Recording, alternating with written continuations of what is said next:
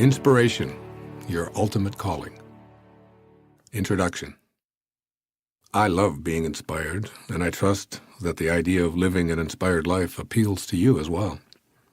I've written this book with the paramount idea of showing you what I've learned about this magical concept. This is the most personal book I've written in my 35 years as an author.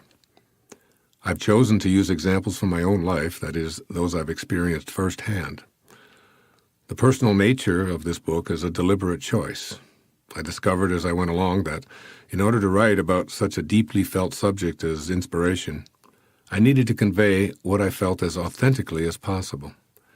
Just as one can never actually know what a mango tastes like from another person's description, I wouldn't have been able to adequately convey my familiarity with the experiences of inspiration by citing case studies of others. By writing from my heart and speaking from my heart, I've been able to keep the flavor of inspiration alive here in this program. By the way, if you're interested in why I appear on the cover of this program looking blissfully at a butterfly, you'll find out in the final chapter, How Life Looks When I'm Inspired. As I was finishing this work, I had an incredible mystical encounter with one of God's most fragile creations. In the last chapter, I've described that astonishing experience, along with what your life might begin to look like if you apply the insights offered throughout inspiration. I'm also well aware that I've repeated one theme over and over throughout this work. I decided not to edit out this repetition because I see this program as an instrument for moving you to a place where you truly understand what it means to be in spirit. This oft-repeated theme is, live in spirit. You came from spirit, and to be inspired, you must become more like where you came from. You must live so as to become more like God. One of my favorite mentors and storytellers, Anthony DeMello, was a Catholic priest who lived in India and could convert complex philosophical issues into understandable and simple teachings using the art of storytelling. Here's one of those short tales from a book called The Heart of the Enlightened, in which Father DeMello does such a good job of summing up much of what I want to convey to you about living in spirit here in this program. Quote, the devotee knelt to be initiated into discipleship. The guru whispered the sacred mantra into his ear, warning him not to reveal it to anyone. What will happen if I do? Asked the devotee. The guru responded, anyone you reveal the mantra to will be liberated from the bondage of ignorance and suffering. But you yourself will be excluded from discipleship and suffer damnation. No sooner had he heard those words than the devotee rushed to the marketplace, collected a large crowd around him, and repeated the sacred mantra for all to hear. The disciples later reported this to the guru and demanded that the man be expelled from the monastery for his disobedience. But the guru smiled and said, he has no need of anything I can teach. His action has shown him to be a guru in his own right. I trust that the meaning of this story will become clearer and clearer as you immerse yourself in this program. You have a profound calling back to spirit. It is working right now in your life. Otherwise, you wouldn't be listening to these words in this very instant. I urge you to heed that calling and come to know the pure bliss that awaits you as you make an inspired life your reality. 1. Inspiration, living in spirit. Chapter 1. Living your life in spirit. When you are inspired, dormant forces, faculties, and talents come alive, and you discover yourself to be a greater person by far than you ever dreamed yourself to be. That's a quote from Patanjali. In the title of this book, I've deliberately used the word calling to indicate the importance of inspiration as it applies to our lives. There's a voice in the universe entreating us to remember our purpose, our reason for being here now in this world of impermanence. The voice whispers, shouts, and sings to us that this experience of being in form, in space and time, has meaning. That voice belongs to inspiration, which is within each and every one of us. Inspiration responds to our attentiveness in various and sometimes unexpected ways. For example, When I began writing this book, I debated between the two titles, Inspiration, Your Ultimate Destiny, or Inspiration, Your Ultimate Calling. One day, while I was swimming in the ocean, I was going back and forth in my mind, trying out both titles. Still uncertain, when I'd finished my swim, I called Reed Tracy, who's the president and CEO of my publishing company at Hay House, from a payphone to get his opinion about the title. While I waited for him to answer, the word calling appeared on the miniature screen of the telephone. Nothing else, just calling. And then the word began to flash on and off as if it were trying to get my attention. When Reed answered, I told him what had just occurred, and we both agreed on Inspiration, Your Ultimate Calling, for the title of this book and this program. All of this may appear to be nothing more than a silly coincidence, but I know better.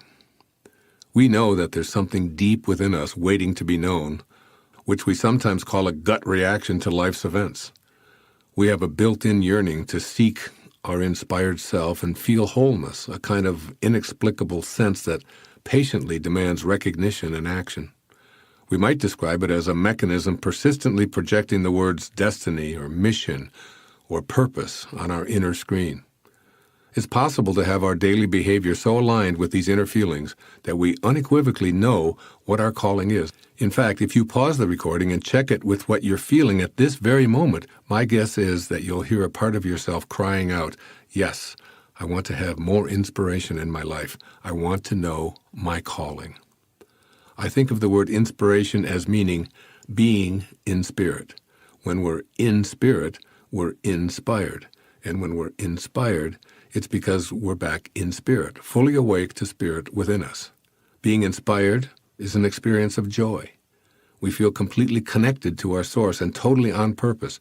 Our creative juices flow, and we bring exceptionally high energy to our daily life. We're not judging others or ourselves. We're uncritical and unbothered by behaviors or attitudes that, in uninspired moments, are frustrating.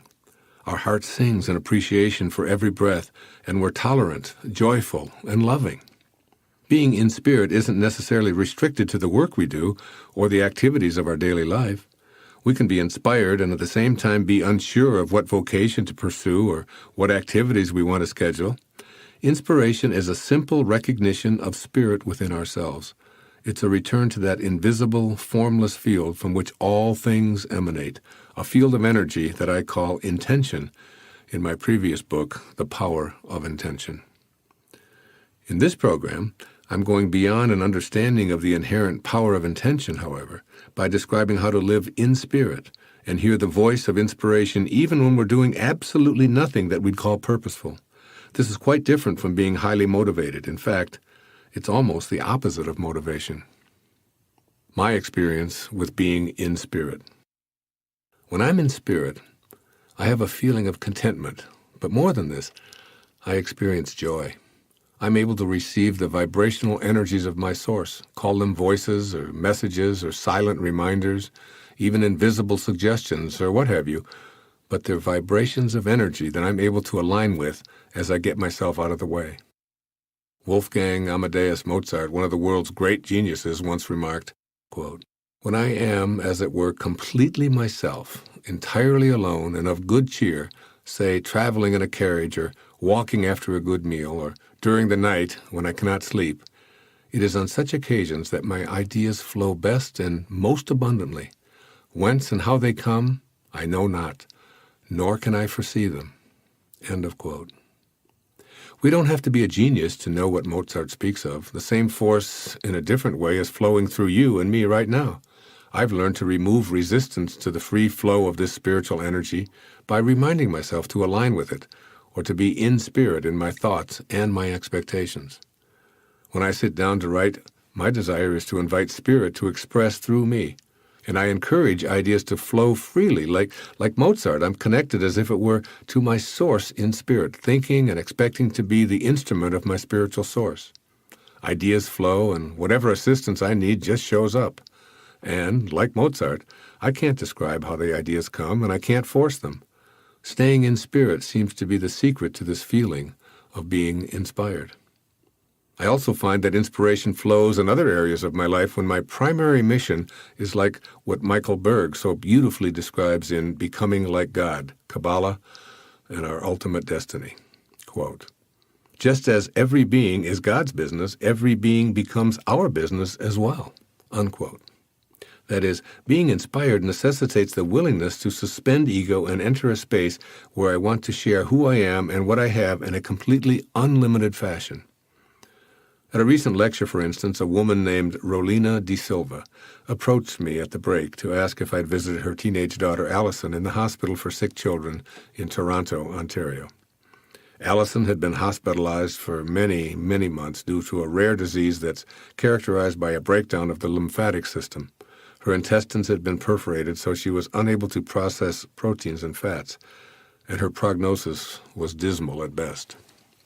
As I sat with Allison on my third visit with her, I held her hand and noticed that a scab was forming on the top of her hand from a minor injury brought about by an intravenous injection. Something came over me in that moment, and I looked into the girl's eyes and reminded her that the scab was a gift to her. It indicated that the essence of well-being, our source, was working within her. I reminded her that all she had to do was to summon that same well-being to her abdomen. You're already connected to spirit, I almost shouted. Otherwise, you wouldn't be growing a scab over that cut on your hand. When I spoke with Rolina 14 months later, I asked if she remembered that day in the hospital when I held Allison's hand and felt inspired by the scab. Rolina replied that that day was a new beginning for her daughter as something inside of her opened up. Always before, she'd had a blank look on her face, yet she gave off an air of intolerance about the entire process. When the girl realized that she was indeed connected to spirit, evidenced by the presence of the scab forming on her hand, she changed her attitude completely. Today, Allison is back home and actually doing work to raise money for that same hospital where she spent so many months as a critical care patient. If you ever see me speaking on television or in person, you'll notice a little angel pin that I wear, which was given to me by Allison as a thank you gift. To me, this pin is a symbol of the angel that guided me that day to speak to Allison as I did. I know in my heart that when we remember we're always connected to this source and that we can summon the well-being of God, it is then that we're said to be inspired. Whether the outcome is miraculous, as was Allison's, or our physical reconnection to our source is completed through the death of our body, we live out our moment in spirit. It's important to understand that each and every one of us represents God or spirit, revealing itself here and now on our planet. So in what direction are you moving? Being in spirit is a direction we take rather than a destination to be reached. Living our life in spirit requires us to determine that direction, and we do so by noticing our thoughts and our behaviors. Thoughts that are in spirit reflect a vibrational alignment, moving us toward our ultimate calling. And obviously, this is the direction we want to take. Once we begin to observe our thoughts, we realize that there are many times we're going in the opposite direction. When we catch ourselves with conscious effort, we can make a U-turn with new thoughts. For example, blaming something we call evil is thinking in the wrong direction. When we see things in our world that we label evil, what we're really seeing are people moving away from their source, not individuals in the grip of an evil power. To become inspired on a daily basis, we must be able to quickly identify any thoughts that are moving us away from our source and then shift the direction. We need to bring love to the presence of hatred, as St. Francis advised.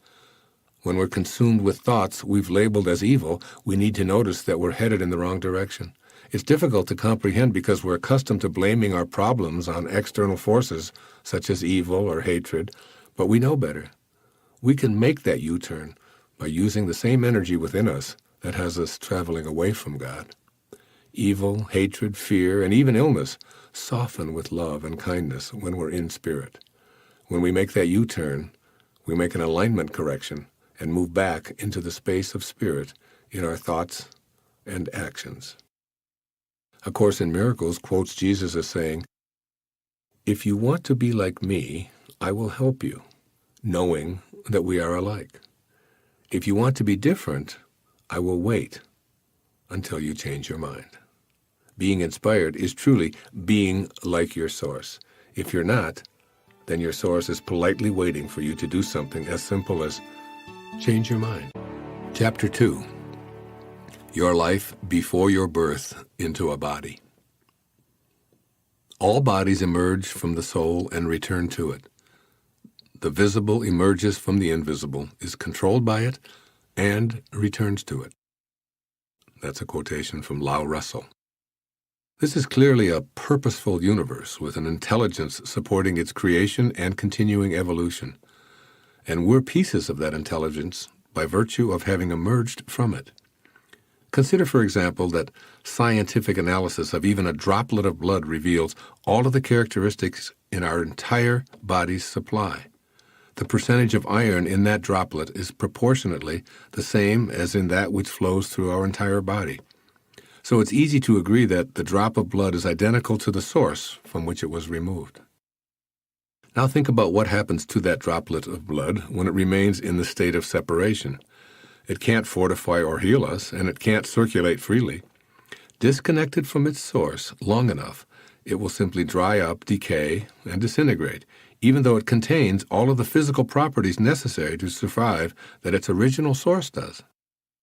I believe that our transition from spiritual source to physical beings made up of particles is similar to that bit of blood in that we contain all of the same properties as our source. But unlike that droplet, we're never completely separated from our source. I know that there are no accidents in a universe directed by a source energy that creates endless real magic in the form of its creations. I know that we agreed to move from the world of spirit into the world of particles and form, to come forth at the exact time that we did, and to leave when we've agreed to do so. I also know that we decided to bring joyful perfection to this world and to share that godlike energy with everyone we encounter here on earth. It's our nature to do so. Our life, before becoming an embodiment of spirit, was exactly like our source. Then we began the transition process and became a tiny fetus intended to spend 9 months developing in our mother's womb. I contend that we've chosen to enter this world of particles and form. In ways that we don't readily comprehend now, we knew what we were coming here to accomplish, and we participated in setting this life process in motion. Why place the responsibility or blame on anyone or anything that's not a part of us? On earth, we've been given the gift of volition, that is, we can choose. So let's assume that we had the same capacity when we resided exclusively in the spiritual realm. We chose our physical body, just as we chose the parents we needed for the trip. And it doesn't seem too great a stretch to believe that we chose this life in concert with our source. The very first particle of human protoplasm intended to be ourself wasn't the architect of our physical being. Instead, it was an aspect of an invisible, formless energy field that was our self manifesting. In the particle and the energy field from which it emanated were the size and shape of our eyes, our legs, our mouth, and so on. So it feels intuitively natural to me to assume that in that field of energy, the very shape of our life was also encapsulated. You see, deep within us lies an awareness of what shape our life is to take. We can hear that voice, the one that wants us to know our calling if we choose. But first, we need to surrender to that divine plan we signed up even before our conception. Our first 9 months in form. Let's take a moment to go back to what took place from the very first moment of your manifestation into a particle, right up until you emerged from your mother's womb. Your embryo became a fetus in a space of total faith and cooperation. It had no demands, since it was simply carried along by the divine forces of nature. The basics of your development occurred without your interference. Your brain developed independent of your ideas about how it should be done. Your heart, liver, kidneys, toes, fingers, eyebrows, and every other feature appeared on a schedule that seems miraculous from this side of the womb. For most of us, it was 9 months in the hands of the source of life inside a woman's womb, who may or may not have been cooperating and welcoming our existence. Whatever energy we needed to grow into that being that we signed up to be flowed directly to and through us. This is true for you, this is true for me, for all of us. How could we have gotten along so well in those first 9 months with only the cooperation of our mother allowing us to develop inside? How could everything we required for the beginning of our human journey be so perfectly aligned with the creative spirit? The seed that we came from was so tiny that millions of them could fit on the head of a pin, and it looked identical to the seed that brings a giraffe, a palm tree, or any other living organism into the world of form. So how did it eventually become you or me? The seed materialized into what we intended to become under the auspices of the creative intelligence, and it flourished with the assistance of that remarkable spirit that's responsible for all of life. The entire process of creation simply unfolded. During those months that we lived in the womb, it's safe to say that we were in spirit. We were allowing spirit to perfectly align without any effort on our part.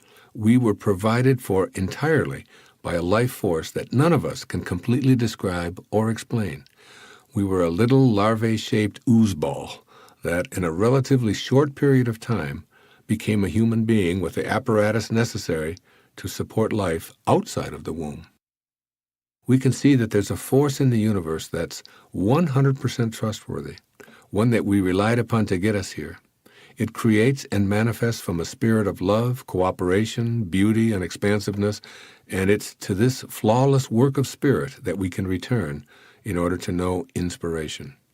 Throughout our life, we continue our development outside of the womb, wherein we rely on the energy of creation to fuel the light of inspiration within us. Now I'd like to share a conversation I was privileged to have with my originating spirit. This is an exercise that anyone can do in their imagination. My imaginary conversation with my spirit before manifesting into a physical particle. Being in a universe that's created and guided by an organizing intelligence that precludes accidents and coincidences, I've always felt that my presence here at this time is a component of that intelligent system. In a powerful experience of hypnosis, I recreated a conversation between my highest spiritual self and my originating source to which I'm still connected. This one imaginary exchange has been exceedingly helpful to me for the major portion of my adult life. I was conceived on the first day of September in 1939 and born on the 10th day of May in 1940. The day of my conception was the exact same day that Adolf Hitler invaded Poland. 2 days later, World War II was initiated. I was born on the same day that the Nazis invaded and occupied Belgium, the Netherlands, and Luxembourg, and I saw the Holocaust coming. I knew that I was to play a dominant role in reversing the kind of hatred that precipitated the horrendous actions that resulted in the slaughter of millions and millions of people. I came here to teach self-reliance and compassion, just as in an earlier incarnation in the 13th century when I wandered through Europe and Asia with or as Francesco Bernardone, who later became St. Francis of Assisi, attempting to stop the vicious activities known as the Crusades. My infinite soul was and still is tormented by human beings' inhumanity to their fellow humans and wants to eradicate suffering caused by separating ourselves collectively and individually and using violence to settle disputes. The answer, it seems to me, is to teach others how to connect to their source and stay in this consciousness of love, peace, kindness, and oneness. When enough of us make this journey back to being in spirit, our groups and collectives will reflect the inspiration I'm called to promote in one way or another. As I readied myself to make the shift from an exclusively spiritual being into the world of particles in 1939, I had the following conversation with the creative intelligence I'll call God. God, what would you like to accomplish on this journey you're about to undertake? Me, I'd like to teach self-reliance, compassion, and forgiveness. God, are you certain that this is what you wish to dedicate this entire lifetime to? Me, yes, I can see the need even more clearly now. God, well then I think we'd better put your little ass into a series of foster homes and have you stay there for a decade or so, where you'll learn to experience relying upon yourself, and we'll remove your parents so that you won't be dissuaded from your mission. Me, I'll accept that, but what about my parents? Who will best facilitate my life's purpose? God, you can select Melvin Lyle Dyer as your father, a prisoner, an alcoholic, and a thief. He'll abandon you as a baby and never show up in your life. You'll first practice hating him and seeking revenge, but you'll ultimately forgive him long after he's left his body. This act of forgiveness will be the single most important event of your life. It will put you on the path that you're signing up for. Me. And my mother? What about her? Take Hazel Dyer, Lyle's wife. Her compassion for all of her children will give you an example to follow. She'll steadfastly work herself to the bone to reunite you and your brothers after 10 years or so of her own suffering. Me. Isn't it an awful, cruel fate for my father? God. Not at all. He signed up for this 25 years ago. He dedicated this entire lifetime to teach one of his children the lesson of forgiveness. A noble gesture, wouldn't you say? And your mother is here to show you how true compassion shows up every day. Now get down there and participate in becoming a particle. In the introduction of my book, You'll See It When You Believe It, I wrote about finding my father and visiting his grave in the early 1970s. The facts that led me there defy the laws of logic, and visiting it was the final hurdle I needed to overcome before initiating my writing and speaking career, or the mission I'd signed up for back in 1939. I've also visited the Holocaust sites of Europe and read and reread the history of events that contributed to the hatred that created war. In the 1960s, I worked to bring peace to the events surrounding the horrible Vietnam War, and today my attention is often focused on finding an alternative to the violence and hatred in Africa, the Middle East, and particularly Iraq.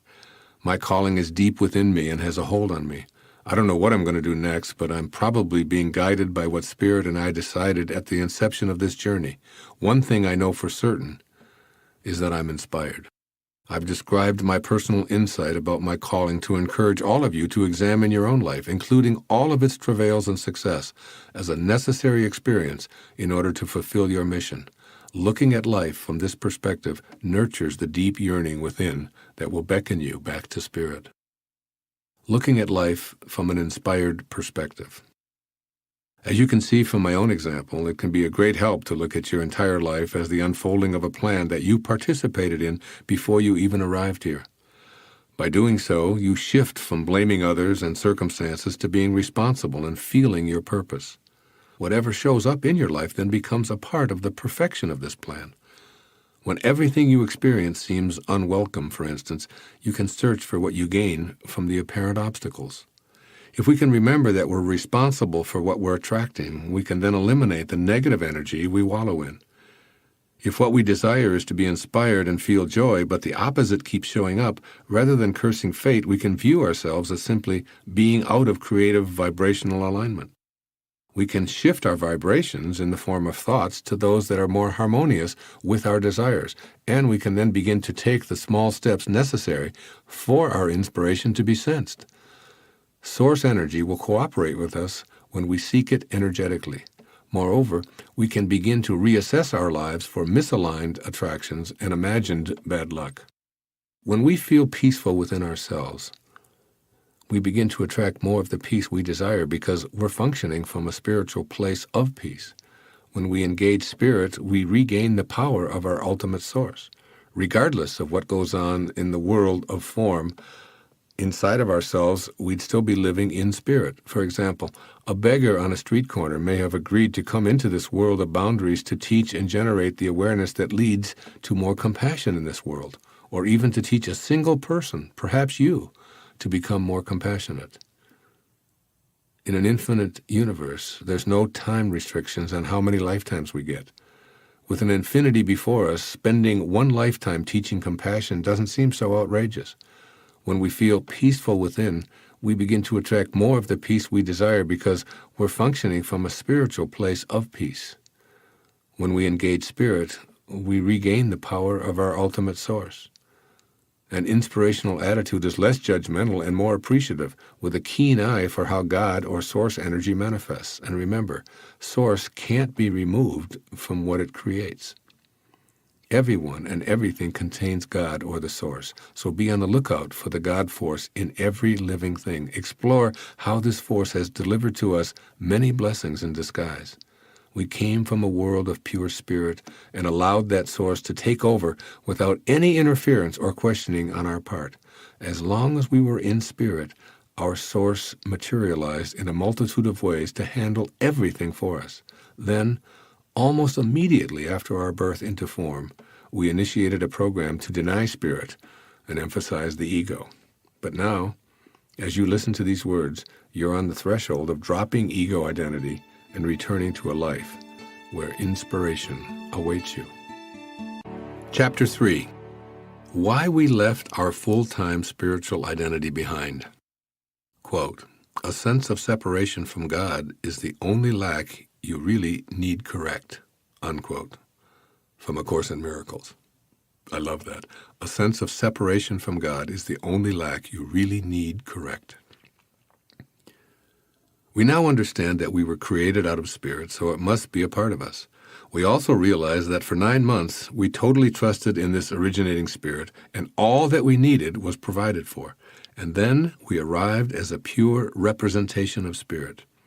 So why did most of us trade in the spiritual identity card for one that wants us to believe in things that are non-existent where we came from, such as suffering and fear, anxiety, limits, and worries? The answer lies in understanding why we left behind our full-time participation in the world of spirit. I've used the term full-time to signify that we're always connected to spirit, even when we think and behave in ways that don't reflect spiritual consciousness.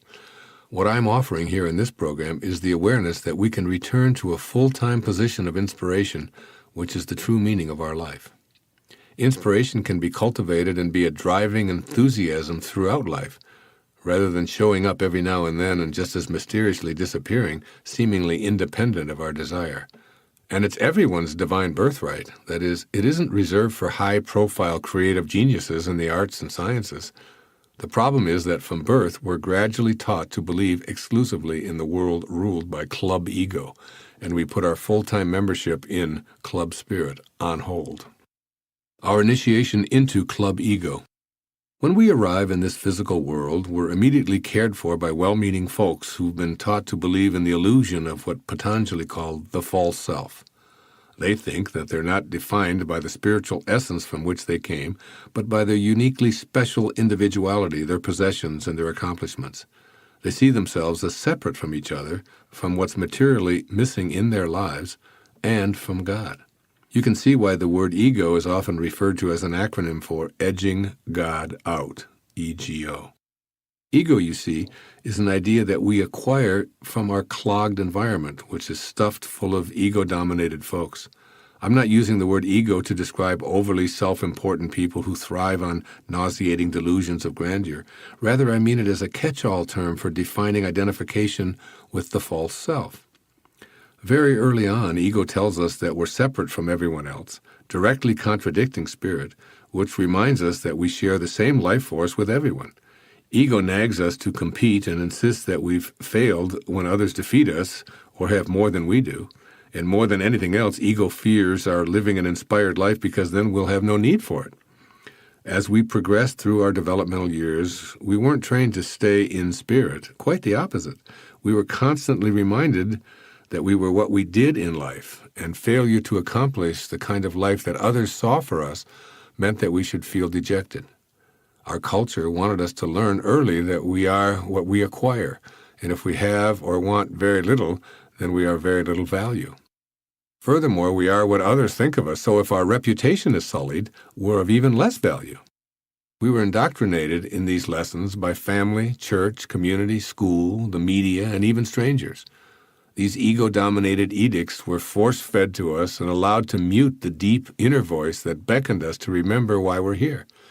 Eventually, we learned to ignore those in-spirit murmurs and replace joy, contentment, and bliss with an emphasis that wonders, what's it all about? We opted to fit in, chasing someone else's dream and counting up our earnings and possessions to measure our level of success.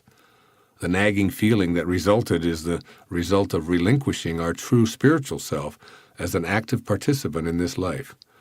But take heart, it never left us and is alive within us today. Ego's dominating messages. We can start returning to being in spirit by examining what ego has accomplished in our life, as well as making a determined effort to resist the powerful pressures of our culture's ego in favor of an inspired life. Ego is just an illusion, so ask yourself if you wish to continue to be controlled by something that isn't true, or would you rather look into what's real and never changes? Keep in mind that spirit is fixed, permanent, and infinite, while ego comes and goes with the wind. To continue on with this discussion, I've adopted the following list from a fascinating book called The Disappearance of the Universe. published by Hay House in 2004 by Gary Renard, which gives an account of two spiritual visitors teaching Gary the significance of A Course in Miracles. Whether you accept the premise or not is your option. I find these teachings to be profound, and they merit consideration. Number 1, the ego says you're a body. The Holy Spirit says you're not even a person. You're just like me, your source of being. This teaching shows that our ego insists we're impermanent, which is opposed to our being what Lao Tzu taught, that which never changes. That's what we are, that which never changes. Lao Tzu was a 6th century BC mystical spiritual teacher and author of the Tao. When we think about our life here on earth, we can't avoid the awareness that everything we experience, including our body, returns to dust to be recycled by spirit. Our ego finds this concept impossible to accept. 2, the ego says your thoughts are very, very important. The Holy Spirit insists only thoughts you think with God are real. Nothing else matters. This teaching explains that thoughts centering on ourselves, appearance, possessions, fears, or relationship problems are not only unimportant, they're not real. Ouch! The ego flinches at such commentary. But if we examine these thoughts from Spirit's infinite perspective, we see that we're indeed unreal. When we're totally immersed in Spirit, we only had thoughts of Spirit because that's all we were. When we left it behind, we opted for thoughts that our ego told us were important. A Course in Miracles tells us that we didn't even have to think in heaven because we were thought by God. So we can access permanent inspiration by letting ourselves once again be thought by God and achieve a state of heaven on earth. 3, your ego says, the Lord giveth and the Lord taketh away. The Holy Spirit asserts, God only gives and never takes away. When living an inspired life, we're focused on giving our life away and simultaneously observing how it's returned, thus fortifying the idea of what goes around comes around. Ego is constantly telling us to be fearful about losing what we have and warning us of greedy others who will take what's ours. But God doesn't take away from us. As we learn to think this way, we attract more of what's missing in our life. The reason for this is simple. We become what we think about. If we think about giving, like God does, the universe will provide. If we think about things being taken away, then that's what we'll attract. 4, the ego says there's good and bad. The Holy Spirit maintains there's nothing to judge because it isn't real in the first place. When we accept the ego identification card, we agree to judge almost everyone and everything in terms of good or bad. The problem with this is that we all contain the same spirit from which we originated. If I make you bad and myself good, for instance, I deny the presence of spirit in you, whom I elected to judge. God sees it quite differently. Our spiritual source knows that only it is real. All of the ephemeral world of form and boundaries is not of its infinite nature. At our core, the place where we all originated from and return to, there's no one and nothing to judge. This takes some time to get used to, but once we grasp the truth of this observation, we're free to tap into authentic inspiration. 5, the ego directs love and hate toward individuals. The Holy Spirit's love is nonspecific and all-encompassing. Ego directs us to love some, be indifferent toward many, and hate all others. When we learn to be back in spirit on a full-time basis, we discover what we knew in our pre-ego time. There's no they. There's only one. The one source of all-encompassing love knows nothing of boundaries, differing customs, geographic divisions, family splits, or differences in race, creed, sex, and so on. It only knows love for all. Jesus points so perfectly to the differences between ego and spirit. When we were in spirit, we were a child of our Father in heaven. And, quote, He causes His sun to rise on the evil and the good. Matthew 5:45. This, of course, means that it's all one. Evil, good, righteous, and unrighteous are all the same. Some move away from the Father and some move toward Him. This is such an important and powerful lesson to get as we move toward becoming inspired by living in spirit. 6. The ego devises clever reasons why we should continue to listen to its selfish counsel. The Holy Spirit is certain that at some point we'll turn toward it and ultimately return. Ego will tout its irresistible logic to assure us that our body, our possessions, and our achievements are all very real and important. It convinces us by insisting that what's real is what we can see, touch, hear, taste, and smell. Therefore, invisible spirit isn't real. So ego continues to be attached to stuff and to make the acquisition of money and power a lifelong objective. To that end, it wants us to disdain forgiveness in favor of seeking revenge. Very persuasive logic when we look around and see almost everyone doing just that. Through the lens of inspiration, however, we're able to see how ego has distorted the message of the Holy Spirit. Instead of seeking revenge, we're more likely to see a very sad nation of strivers and virtually no arrivers, a gaggle of pill poppers searching outside of themselves for a resolution to their depressing, anxiety-filled, joyless, and often lonely lives. As we return to the Holy Spirit, we'll no longer be under the influence of ego's absurd counsel. And 7. The ego wants us to regret our past. The Holy Spirit wants us to practice unconditional forgiveness. The Holy Spirit isn't limited by a past or a future. There's only the eternal now. Any energy we place on what transpired in the past is groundwork for guilt, and ego loves guilt. Such negative energy fabricates an excuse for why our present moments are troubled and gives us a cop-out, a reason to stay out of spirit. And thinking about what we've been or what we did wrong in the past are great impediments to an inspired life. On the other hand, when we're inspired, we're totally engaged in the now. In an infinite, never-beginning and never-ending universe, there can be no past. All guilt and regret simply serve as ways to avoid being here in the only moment we have, which is now. This is where we reconnect to spirit, now. If we choose to use up this holy instant with regrets about a past that's only an illusory thought, then we're unable to be in the joyful, loving, peaceful present moment. Cramming this holy moment with thoughts of guilt, remorse, and regret is great for ego and keeps us totally resistant to being in spirit. These 7 messages are the dominant ones the ego drones on about. If we don't listen, it will try to drown out inspiration by intensifying worrisome and fearful thoughts. I've managed to tame this annoying voice of the ego so that its influence is almost negligible in my life, and I know you can too. How I learned to slay the ego intruder. I realize that the ego's voice has most of us convinced that we're powerless to manage our own destiny. There was a time when I felt much more kindly toward the ego since it plays such a dominant role in the lives of so many people, almost everyone, in fact. But today, I see it as something that needs to be destroyed. I no longer agree that since it's in our lives, we might just as well learn to love and accept it, troublesome as it may be, nor do I believe that it serves some useful purpose. Knowing that we've been created in the image of our Creator, and therefore have the same essence and the same ultimate potential, means that ego is out of the picture. Ego denies our original invisible reality, so it must be removed and completely banished from our awareness. Realizing that ego is a traitor to our greatness is what ultimately set me free of its pull. I keep remembering that ego isn't real, even as it still protests and attempts to delete my feelings of inspiration. My highest self responds with, "But remember, Wayne, what's trying to drag you down isn't real." What also helps to keep me on track is parenting. I'm the father of 8 children, so I can recall thousands of instances of being sucked into a black hole of confusion and uncertainty with my kids. Arguments with them concerning schoolwork, questionable friendships, curfews, staying at a pal's house, dress codes, dating, cigarettes or drugs, what was right from my perspective and wrong from theirs, and vice versa, and on and on and on this list could go.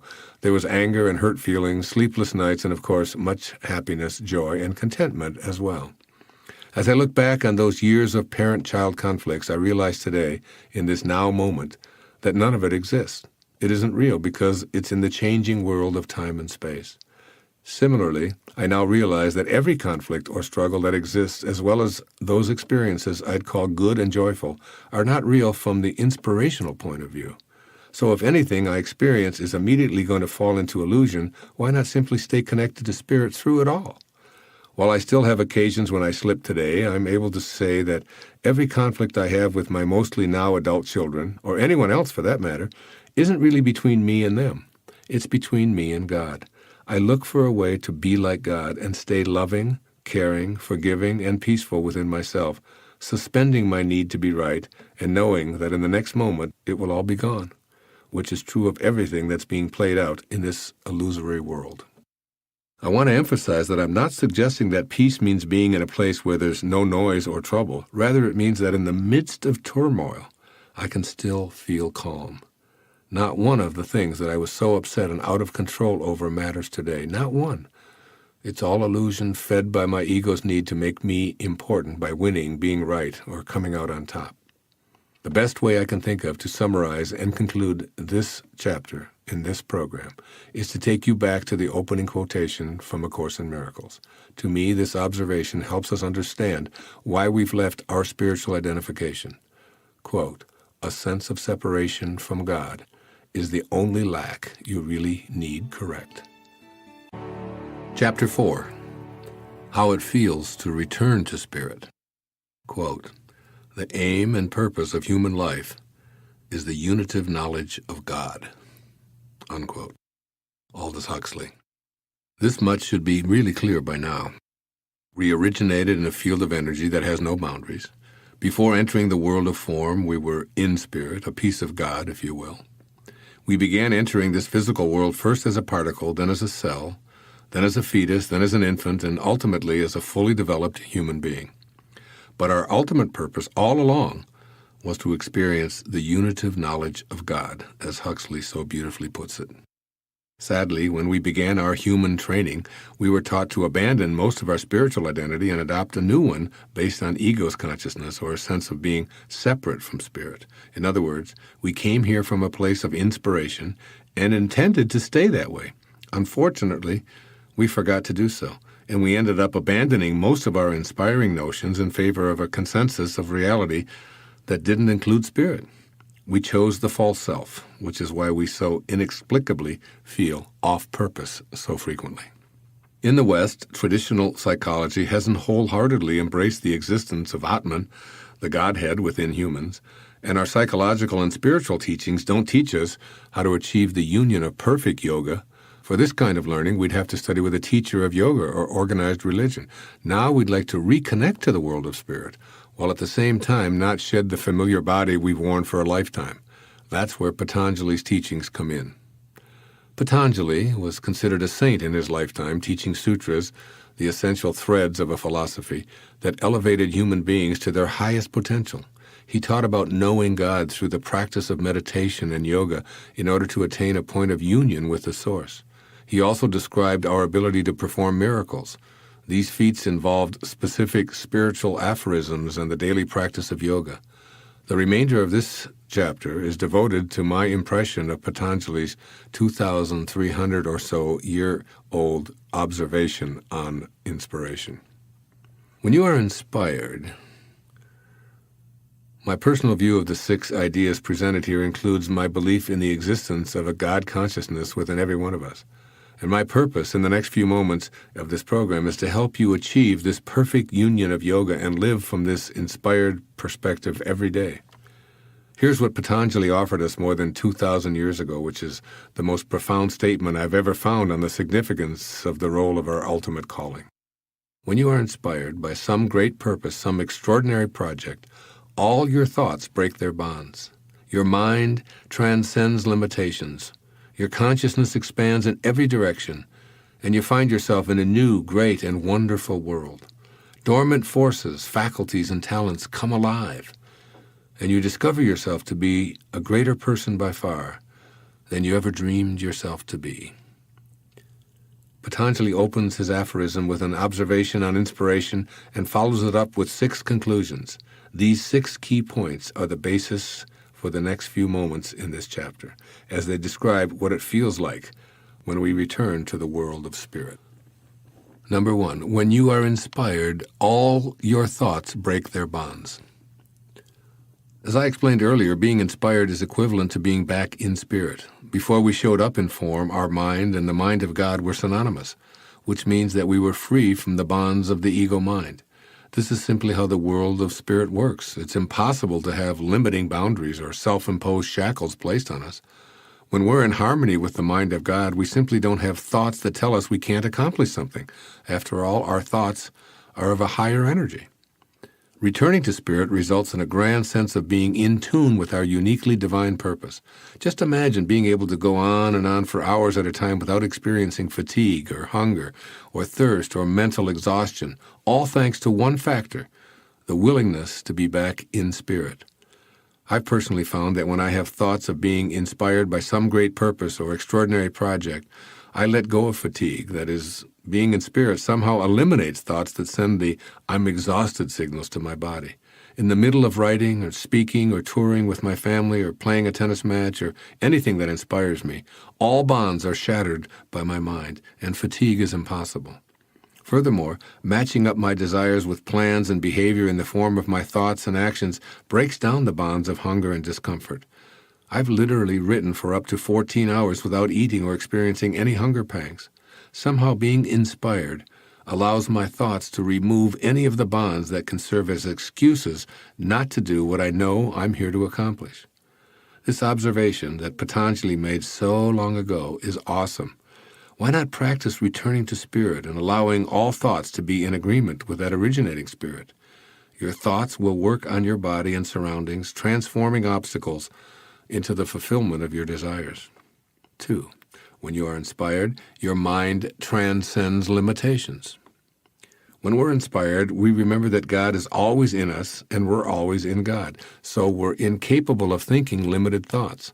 We're transcendent. We've gone beyond the world of boundaries and entered a space of creative knowing. In other words, we surrender.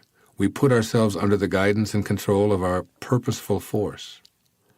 I can personally vouch for this surrendering process. During my life, I've had an unshakable faith in my ability to attract money and prosperity. Even as a youngster living in foster homes, I always felt I was entitled to have wealth. I just knew there was an inexhaustible supply and that it was totally neutral, simply an energy that goes wherever it's called to go. I don't know why I've known this my entire life, but I know it even more today. A television interviewer once asked me if I ever felt guilty about making so much money from my writings and recordings. I responded, much to her surprise, I would feel guilty, except that it's not my fault. When she asked what I meant, I explained that money has always come to me because I've always felt within me that I am money. I attract prosperity because I feel entitled to it. In fact, I feel that it's actually a definition of me. Money has always come to me, and because it has, I direct it wherever I perceive it to be needed. It's simply an energy system that my mind has created. It flows to me because it's who I am. I've never doubted that I came from an energy source of pure, unlimited abundance. And because of my unshakable faith, I've always acted on this prosperity consciousness. I've never known a moment of unemployment through good or bad economic times. 3. When you are inspired, your consciousness expands in every direction. When we're in spirit, every direction is possible for us at every moment because our consciousness happens within our mind. Now, this inner world of ours, reunited with its originating essence, doesn't think in only one direction. Rather, it allows all possibilities. Our consciousness is in the absolute state of allowing. All resistance in the form of thoughts is non-existence. I'm speaking here of a feeling that comes over us when we're inspired by a great purpose, an extraordinary project. When we experience the bliss of an expanded consciousness with the unsurpassed allowing of any and all possibilities to enter our daily life. We cease looking for answers in a directional way. They don't come from someplace north or west of us, nor are they arriving from up above or impeded by something down below. We begin to feel the larger sense of life, what being a part of all is like once again. Is there any place that God isn't? And if we came from God, then mustn't we be like God? You see, we're already connected to everything we need when we're inspired. What takes place is a realignment within us that allows for everything, every event, and every person to merge in our inspired consciousness. When we re-emerge into the perfect oneness of spirit, we view everyone we meet as an ally through our inspired way of life. We feel extraordinarily guided and attract people, events, and circumstances to join us in our inspired state because our world has transcended from the elementary cause and effect, birth to death path to all directions simultaneously. We're living at maximum allowing. With non-existent resistance, we're back in spirit. 4. When you are inspired, you find yourself in a new, great, and wonderful world. In 1976, I made the choice to live in spirit on a full-time basis. I resigned from my professorship at St. John's University to teach and write on a much larger stage. I knew within myself that I was finally listening in earnest to the inner voice that chose my destiny before I was conceived. I incarnated here to teach self-reliance and to help our planet move to a more unified means of living heaven on earth. But I was here for 35 years before devoting myself exclusively to my mission. At the age of 36, I was consumed by my writing and by telling the world about my book, Your Erroneous Zones. I was filled with excitement and passion about what I was involved in.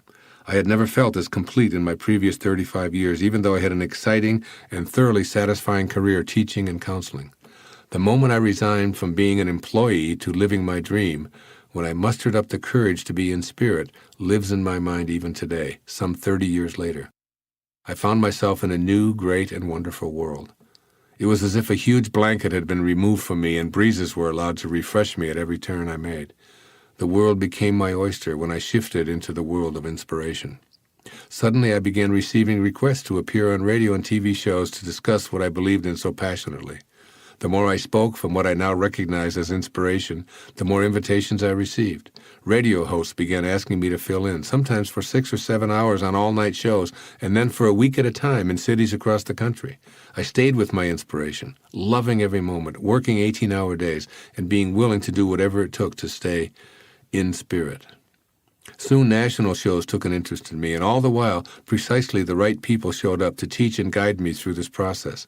Publicists, editors, book distributors, talent coordinators, travel agents, bankers, everyone who was needed kept surfacing. All I had to do was stay inspired and follow my bliss, in the words of Joseph Campbell. It was as if a gigantic hand was pulling the right strings. Moment by moment, day by day, I was in awe of it all at the time, and I'm still in awe as I write these words many years later and speak to you today. More than ever, I trust in Patanjali's advice, now, today, to stay in spirit. This is not to say that many obstacles didn't surface, as they continue to today. There are times when I still can't fathom why I have to go through so many difficulties. At the age of 65, I thought I was through with heartbreak, yet I still have it coming at me. A debilitating heart attack, a personal tragedy in my private life, and serious addiction challenges within my family have all been recent occurrences. Despite all the hardships that have surfaced, I've found that all these experiences are valuable because of the compassion, forgiveness, and kindness that I've developed. These so-called negative situations have impacted my writing and speaking and have caused me to reach out to a much larger audience through public television, where I offer a positive, inspired message. My lesson has been to stay in spirit and step outside my body and my life circumstances, to observe all that has and continues to flow to me from a perspective of detachment. It's not about me. It's about staying in spirit, knowing that all that comes my way is a divine blessing, even the struggles. 5.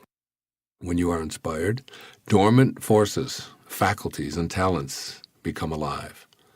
I know that forces exist to guide me through every stage of this program and all of my writing. When I pick up a book, I often open it to precisely the right page, and exactly what I need appears before me. I smile inwardly and say aloud, "Thank you, God. You're always there for me when I write, seemingly alone here in my dining room and looking out at this magnificent ocean." I love watching those dormant forces come alive and guide me in my own inspired offerings. I so appreciate the talents that's rested within me for so long, coming alive when I do what I know I'm here to do. I certainly couldn't access the forces if I were living at the ordinary level of consciousness that had been laid out for me by external, well-meaning forces. I can only access the dormant forces when I'm inspired. That is, when I let go of my ego demands and re-enter that magical realm of spirit. These dormant forces will come to all of us. They're actually alive and well and have been working on our behalf for as long as we've been here. Yet they appear to be dead to some because they've left behind their divine purpose, which we decided on long before we ever took on the insane ego. And 6, when you're inspired, you discover yourself to be a greater person by far than you ever dreamed yourself to be. The act of being inspired by some great purpose allows us to feel the essence of a spiritual being having a human experience, rather than the other way around. Patanjali suggests that we could never even dream of our greatness because we've been imprisoned by our beliefs about who we are. We bought into the idea that we were limited in our ability to create an all-encompassing life, and we were certain that we had no choice in our own destiny. We defended our need to acquire more and to live a scarcity consciousness in which we competed with everyone else for a meager slice of the whole pie. All of these imprisoning thoughts result when we're not guided by Spirit. Moving into a state of inspiration removes all of those restraining ideas. As Patanjali notes, we'll discover someone we couldn't imagine because we were incarcerated in ego's jail, imprisoned by what we now recognize from our inspired viewpoint as an illusion. The poet Rabindranath Tagore, winner of the Nobel Prize for Literature in 1913, writes of those who live exclusively in the false identity of the ego. Quote, "He who, in the world of men, goes about singing for alms from door to door, with his one-stringed instrument and long robe of patched-up rags on his back." Unquote. Tagore is describing how limited our thoughts and our lives are when we're not in spirit. As we move toward heeding the ultimate calling, we no longer live exclusively in the world of men. So we know that we all have greatness awaiting us. We need to awaken from the bad dream that has stupefied us in the fog of ego and live from the blissful perspective offered by being in spirit. Remember the words of Michelangelo. The greater danger for most of us lies not in setting our aim too high and falling short, but in setting our aim too low and achieving our mark. When we were in spirit, prior to materializing, our aim was high and our expectations were godlike. Reacquaint yourself with that vision and begin living an inspired life. Chapter 5. Finding Your Way to an Inspired Life.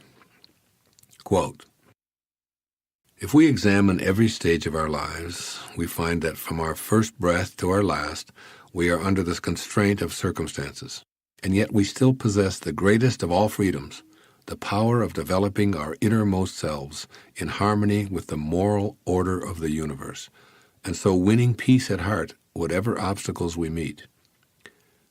It's easy to say this and to write this, but it always remains a task to which every day must be devoted. Every morning cries to us, "Do what you ought, and trust what may be." Johann von Goethe. When I speak about inspiration and purpose, I frequently hear people ask, "But what if I don't really know what would inspire me?" Or, "How do I find my purpose when nothing seems to resonate with me at the level of bliss you speak about?" That's why this particular part of this program and the following ones are dedicated to my heartfelt answers to these questions, which seem most bothersome to those who'd really love to heed their ultimate calling. Just the mere act of questioning our ability to live an inspired life represents resistance that we need to examine because it implies that we're deficient in our spiritual quest. Of course, nothing could be further from the truth. In the world of spirit from whence we came, there are no deficits, no lacks or shortages, and there's definitely no such thing as purposelessness. This is an intelligent system that we're a part of. We're divine beings who are a piece of the entire pie of creation. By questioning our ability to activate a connection to inspiration, we give evidence of our lack of belief in our divinity. With this minor reproach in mind, I'll now explain ways to believe in and connect with your ultimate calling. First, in order to put to rest any question regarding your personal right to live an inspired life, we must claim our own divinity, all of us. The fundamental truth each of us needs to affirm is, "I am a divine creation. All creation has purpose. I am here to be like God." We should tattoo this statement on our consciousness and wear it proudly. We must begin the process of getting in spirit with a firm declaration from which we never waver. Here's a poetic reminder of this truth from Walt Whitman. Quote, "Perhaps the deepest, most eternal thought latent in the human soul is the thought of God merged in the thoughts of moral right and the immortality of identity. Great, great is this thought. I greater than all else." Unquote. The thought of God merged in the thoughts of moral right. I love that. Yes, as Whitman says, this thought of being merged with God is greater than any we could ever have. Once we've accepted this, we can move on to knowing why we're here and what inspires us. We can begin to trust in the intelligence that beats our heart 50 or 60 times every minute and at the same time turns the earth once every 24 hours, keeps the planets aligned, and creates every millisecond. Our job is to be as much like the source of all beings as we can be. and the nagging question about what inspires us and why we're here dissolves in this grand desire. Once we declare our holy divine nature to be our essence, rather than something to be verified, it all seems so obvious. The journey to feeling purposeful and inspired begins by seeking to be like God in all of our thoughts and all of our actions. I quoted Goethe at the beginning of this chapter because I consider him to be among the most intellectually and spiritually gifted Renaissance men who ever lived. Ponder on his words thoughtfully as you listen to this program, and keep in mind that every one of us is capable of being inspired every day of our life. After all, this is our entitlement, offered by God, with whom we collaborated before ever arriving here in the first place. Blocking the bliss of inspiration. Basically, we have two choices for meeting any problem that seems to be blocking us from the bliss of inspiration. The first is the way of frailty, in which we assure ourselves that we're weak and incapable. Frustration, grief, fears, and tears are the hallmarks of this choice, wherein we attempt to cure a wrong with another wrong. The frailty method multiplies tensions by focusing on what's missing, and often invites the advice of others in an attempt to resolve our inner tension and lack of inspiration. The second choice is to go within and know that at our core, beyond all physical and mental factors, there resides the spirit that's always connected to God. Any problem, and I emphasize any problem, represents our inability to consciously connect to our source in the moment.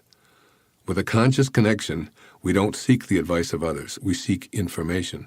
So our decisions are made between ourselves and our Creator. We frequently have quiet interchanges with God, and we know and trust that spiritual guidance is available as an alignment of energy.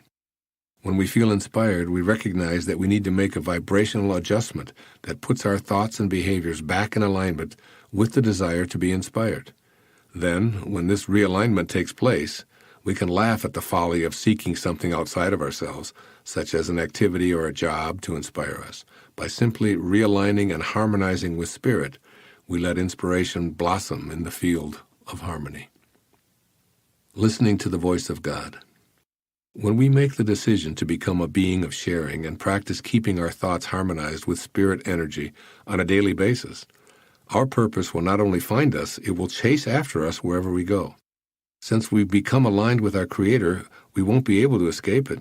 You see, when we live as much of life as possible in God realization, nothing can go wrong. What and who we need will surface, and we'll notice that we can't escape feeling that something much greater than our individual life is at work within us and around us. Our number one relationship must be to this creative energy of God. When we go to our source, we activate the energy that reconnects us to our purpose. Inspiration then shows up right before our eyes, even when we may have stopped thinking about it. Our purpose manifests in many ways and won't be limited to a career slot. In fact, it's often something that requires us to leave a particular kind of employment to pursue something we'd never even considered before. We must trust that inspiration is already here. It only eludes us because we've disconnected in some way from the spirit that was and always will be our essence. I recently received a letter from a woman in Kansas that illustrates this message perfectly. Just out of the blue, she felt compelled to do something that she'd never contemplated before, and voila, she was inspired and remains so today. With Gail's permission, here is her letter, which has been edited for clarity. For more on japa, which is a form of meditation, please refer to my book, Getting in the Gap. Dear Wayne, thank you so much for your presentations and tapes. You are frequently my traveling companion as I drive in my job. I just wanted to add my testimony to the power of japa. I was an on and off again meditator, but realized how much more smoothly my days went when I was on it. I visited Kenya, Africa in June of 2002 and met an 8-year-old orphan girl there. As I sat on the ground, she crawled into my lap and a voice said, "Take her home." I physically turned around, but no one was there. Again the voice said, "Take her home." I asked my 18-year-old daughter, who was with me on the trip, what she thought about my adopting this beautiful child. With the quickness of a sprinter, she replied, "Go for it." When we returned to the States a week later, I realized that if I didn't follow through with this adoption, I'd always regret it. Regret seemed much larger than the task of adopting. I began doing japa each morning, and through a series of miracles, the baby was able to come to this country, accompanied by a newly made friend. Nellie's adoption was part 2 of God's plan. Part 1 had unfolded a couple of years before when I felt guided to sponsor a series of workshops for which I profited $10,000 with very little time or work. And guess what the final cost of adopting Nellie was? The first time I heard the voice, I chose to disregard it and or think it through, making lists of pros and cons. But I couldn't rest until I proceeded with the workshops. That's how I explained to my family that I needed to proceed with adopting Nellie. Obedience had brought abundance into our lives, and now it was time to share that abundance. Nellie has brought the abundance of love and forgiveness into our home. She is truly a treasure.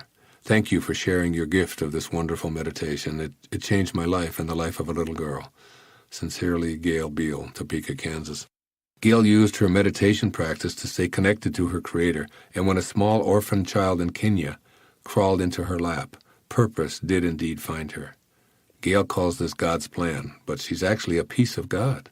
She came from God, so she must be like what she came from. Hence, God's plan is her plan, and vice versa. In her meditation practice, Gail heard a voice. That voice belonged to her highest self, the part that never left spirit, is always inspired, and can be heard when allowed to come through. It's a voice that lives in each and every one of us. Creating and holding on to our vision. The desire to find our way to inspiration involves creating a vision of living in spirit 100% of the time. Even if we don't have a clue what we should be doing or what our mission is, we need to practice creating this vision anyway. Our inner picture has to be based on our intention to feel good, which is, of course, synonymous with feeling God, good and God. If we made this an inner mantra, I intend to feel good, we can picture ourselves experiencing joy regardless of what's going on around us. We can remind ourselves that whatever we desire is on its way in amounts greater than ever imagined. If we keep this vision uppermost in mind, then before long, the all-creating source will conspire to bring our vision into our physical life. Most important, we'll begin to act on our vision and receive divine guidance.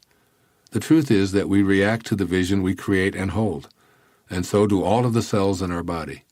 So it's vitally important to hold a clear vision of ourselves as deserving of feeling inspired, knowing that it's our ultimate calling, and choosing to be in spirit even when everything around us suggests otherwise.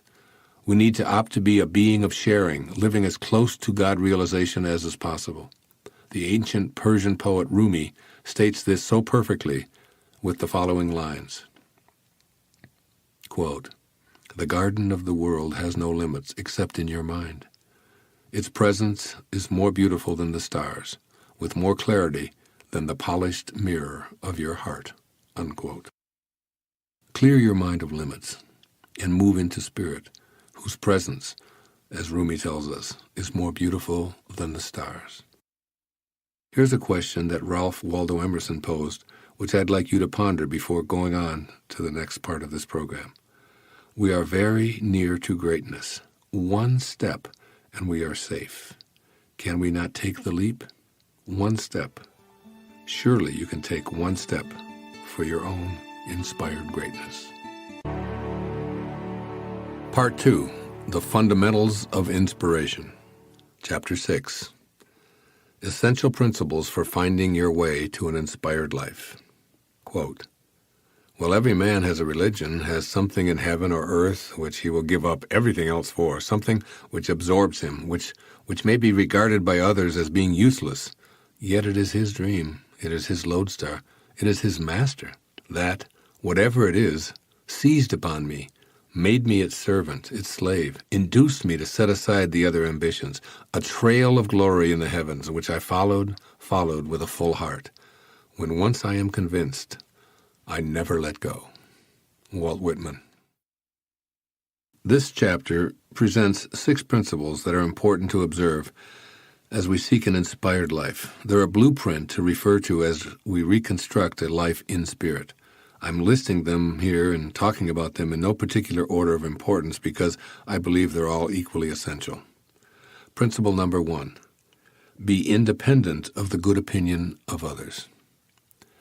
There are many well-meaning people in our lives who have ideas about what we should or shouldn't be doing. Relatives tend to be specialists in this area. If we let them guide us with advice that isn't congruent with our inner calling, we'll suffer the anguish, the slings and arrows, if you will, of an uninspired life. Each of us can feel what we're being called to be. When we pay attention, we can hear our own impatient voices coaxing us to pay attention and complete the assignments we brought with us from the world of spirit. But when we allow the opinions and dictates of others to determine what we're doing or what we're going to be, we lose sight of our objective to live an inspired life. We need to determine for ourselves exactly how much we've allowed others to decide issues such as what we do, where we live, with whom we live, and even how we're treated. We must know that absolutely no one else truly knows and feels what we're here to accomplish. So we must give ourselves permission to hear our inner guidance and ignore the pressure from others. Regardless of how absurd our inner calling might seem, it's authentically ours and doesn't have to make sense to anyone else. The willingness to listen and act on our inspiration, independent of the opinion of others, is imperative. Principle number 2. Be willing to accept the disapproval of others. Logically following the previous principle, this one notes that we're going to incur the disfavor of many people when we follow our inclinations to be in spirit and live the life we came here to live. This isn't a selfish or a cynical attitude. When we begin to follow our ultimate calling, there will be a lot of resistance. In fact, the purpose of the slings and arrows sent our way is to get us to change our mind and be reasonable, which translates to, do it my way. However, as we gain the strength to ignore the pressure to conform, resistance will diminish and ultimately change to respect. When we steadfastly refuse to think, act, and conform to the mandates of others, the pressure to do so loses its momentum. All we have to do is endure some initial disapproval, such as dogmatic persuasion, anger, pouting, silence, and long-winded lectures, and then we're on our way to inspiration rather than frustration. The people who receive the most approval in life are the ones who care the least about it. So technically, if we want the approval of others, we need to stop caring about it and turn our attention to becoming an inspired being of sharing. One little note of caution here. When we raise our children according to these principles, and they observe us living them on a daily basis, we'll have to deal with their determination to respect their inner calling. For example, when my daughter Summer was about 11 years old and I asked to see her report card, I was a bit taken aback by her response. "Why do you want to see it?" she asked me. When I said, "Well, I'm your father, and I think I should know how you're doing in school," she just matter-of-factly replied, "But these are my grades. They're not yours. And if I thought you needed to see them, I would have shown them to you already." I assure you that she wasn't being disrespectful. She simply had no need to share her grades with me. And since I knew that she was doing very well in school, I let it go and let her be who she wanted to be. Principle number 3. Stay detached from outcomes. Inspiration doesn't come from completing tasks or meeting goals. In fact, that's the surest way to have it elude you. Returning to spirit, you see, is an experience of living fully in the present moment. Our purpose in life isn't to arrive at a destination where we find inspiration, just as the purpose of dancing isn't to end up at a particular spot on the dance floor. The purpose of dancing and of life is to enjoy every moment and every step, regardless of where we are when the music stops. Yoga Master Sri Swami Sivananda offered the only worthwhile goal I know of when he said that the goal of life is God realization. Now here's a goal that I can live with. After all, this allows me to live in spirit every moment of my life, while simultaneously thinking ahead to the next God-realized moment and the next. As the great Indian sage Ramana Maharshi once remarked, "There is no goal to be reached. There is nothing to be attained. You are the self. You exist always." Now this, to me, is real inspiration. While I was writing the book, Inspiration, Your Ultimate Calling, I didn't really have a goal in mind. I just trusted that the book would be completed. I'd seen it. Even though I was months away from the final product, I lived in the bliss of creating right then, right now, in the moment, and I relished every one of those moments. I trust that the outcome will be handled by the same source that inspires these words to appear seemingly out of nowhere. I'm here now, in peace, in love, and in awe, And my only goal as I was writing was to stay in this consciousness and enjoy every moment, putting into practice what I agreed to when I was in spirit before coming the particle that began this glorious, glorious journey. Principle number 4. Know that we need nothing, no things to be inspired. We came into this world of boundaries from a formless energy field of spirit. We arrived here with no thing, no things. We'll make our exit with no things, nothing. And our purpose, God realization, requires nothing, no things. We are all that we need to be inspired and living on purpose, and the things that continue to flow into our lives are just symbols of the unlimited abundance of our source. In other words, these things have no value in and of themselves because everything in the physical world is changing and will dissolve back to nothingness anyway. The objective universe is not made up of things. It's made up of waves of motion that simulate the things we're taught to believe are real. Once we accept that, from an infinite perspective, everything we see in nature isn't really what it seems to be, we're able to convert what we view with our eyes into a knowing about all things. Then we can recognize that the objects we believed we needed to feel inspired are nothing from Spirit's perspective. This is what distinguishes the physical person from the spiritual person, the inspired person from the uninspired person. When we tune in to what we know rather than what we see, we immediately find that every thought of God is repeated throughout the universe. We can watch as some things enter our lives and others leave, all the while remaining in spirit, knowing that all of those things have nothing to do with our state of inspiration. We need nothing more to be inspired, since we're connected to spirit already. The ancient Persian poet Omar Khayyam offered us these words, which summarize this principle that we don't need another thing to be inspired. It's all right here, right now. He said, "Forget the day that has been cut off from thy existence. Disturb not thyself about tomorrow, which has not yet come. Rest not upon that which is no more. Live happily one instant, and throw not thy life to the winds." Principle number 5. Don't die wondering. This principle is extremely important in working toward an inspired life because it motivates us to act. After all, we don't want to be full of regrets because we failed to heed our ultimate calling. Attempting to do something, even if it doesn't succeed, is inspiring because we don't tend to regret what we do, we regret what we didn't do. Even following a futile attempt, we're inspired because we know that we gave it a shot. It's wondering whether we should or shouldn't try something that leaves us feeling stressed and incomplete. When I'm playing a tennis match and being tentative in anticipation of losing a point, for example, I've created a situation in which I'll wonder what kind of a game it would have been had I really gone for it. It's in these moments that I remind myself, Wayne, don't die wondering. Inspiration has nothing to do with whether we win or lose. In fact, if we just play the game of life, we'll have plenty of wins and losses regardless of our talent level. If we fail to even try because of fear of rejection or doubt about our talent, we're going to go through life wondering, and that's what keeps us from finding and feeling inspiration. Most of us, myself included, can remember the intensity of our first romantic attraction, just as we can recall what happened when we didn't follow our inspiration. I've always wondered what would have happened if I'd been able to act on that strong inner call in high school when I had an enormous crush on a beautiful girl named Janice Nelson. I wanted to ask her out, but I let my fear of being rejected keep me from taking the steps to act upon my inner desires. On several occasions, I even dialed her phone number and hung up when she answered. I never overcame my foreboding thoughts and, in effect, was left to die wondering. Many years later, I danced with Janice at our 30-year high school reunion and told her how I felt back then. I even confessed the way I'd hang up the phone because of my trepidation. Janice, to my everlasting delight and chagrin, said, "I always had a crush on you, too. I would have loved to have gone out with you, and, in fact, I tried to leave you clues to call me, but you never did." Ouch! That's a perfect example of regretting what I didn't do. Principle number 6, remember that our desires won't arrive by our schedule.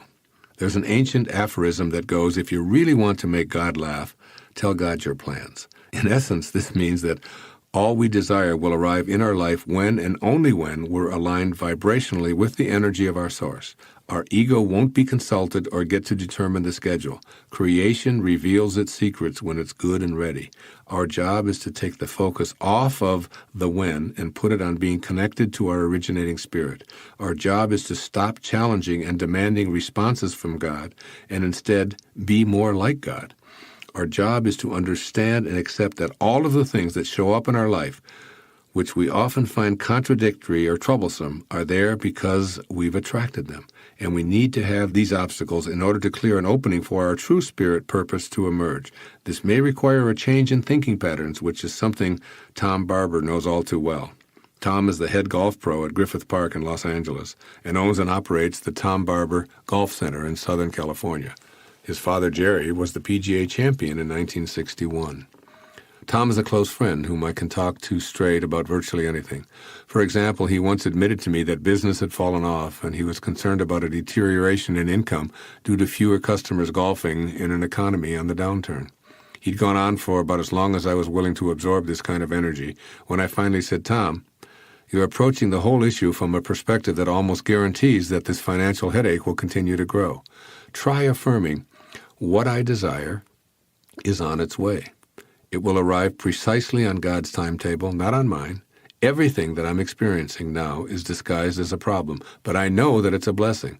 What I desire is on its way, and it's coming to me in amounts even greater than I can imagine. This is my vision, and I'll hold on to it in a state of gratitude no matter what."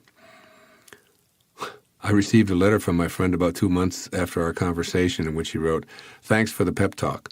Once I started to say that the business I'm seeking and the finances I need are on their way, everything started to turn around. What happened is that Tom decided to align with the unrestricted abundance of spirit energy." As you can see from Tom's example, rather than making demands of God to follow our schedule in order to feel inspired, we can let go, surrender, and remind ourselves that all is in divine order. We're much more successful when we allow inspiration to flow in on God's terms than when we're impatient and demanding. As always, our job in God realization is to become more like God. That means surrendering to the timetable that's always perfect, even when it seems to be full of errors. Keep these 6 principles handy and access them anytime you find yourself lacking inspiration. Remember, too, that we're called to this world of inspiration, which beckons us to let go and let God, as they say in the recovery movement. I also love this advice, which was tendered by one of my favorite teachers, Napoleon Hill. If you can't do great things, do small things in a great way. Don't wait for great opportunities. Seize common, everyday ones and make them great. Chapter 7, Inspiration and Your Own Magnificence. Quote, "What is necessary to change a person is to change his awareness of himself." Unquote. Abraham Maslow. Second quote, "You are a primary existence.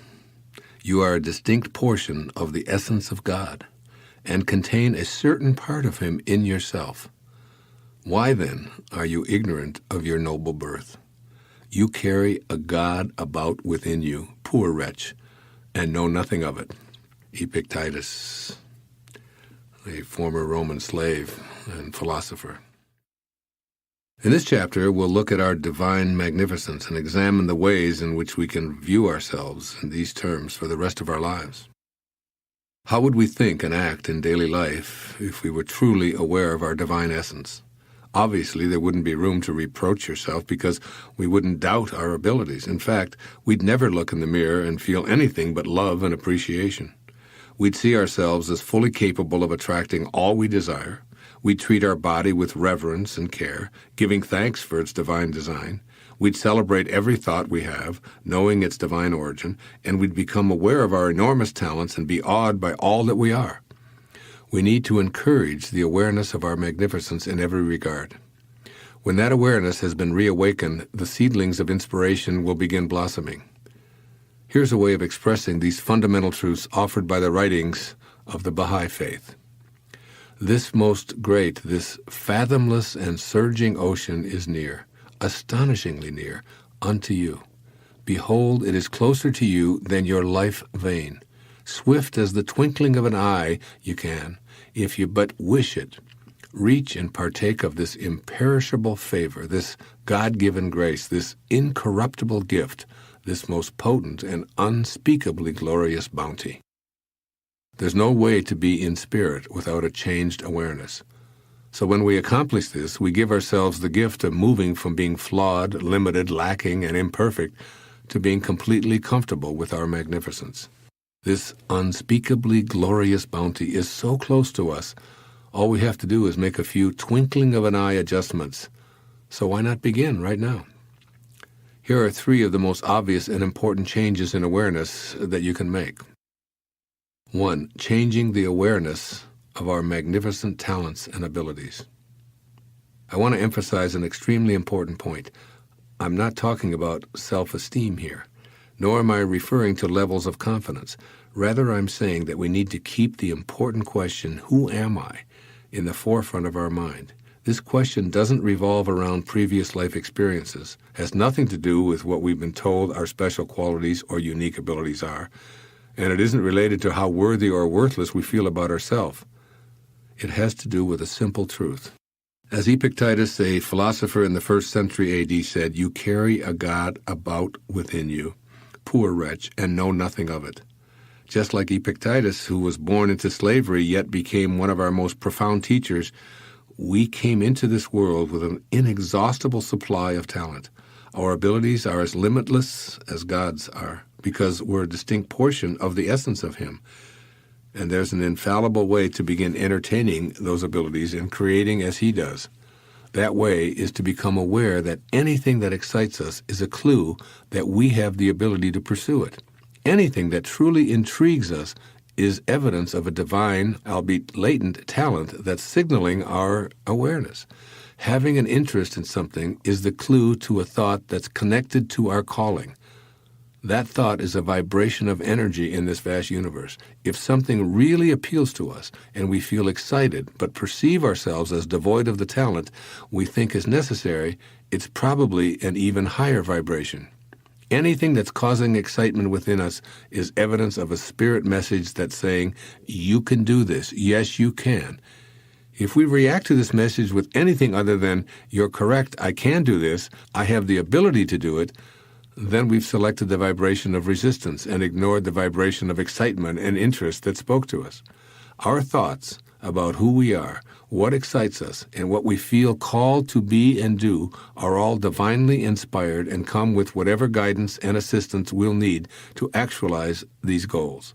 The decision at this point is, are we willing to listen to these divine thoughts that pique our interest, or do we go on listening to the false self that's made us what Epictetus called a poor wretch?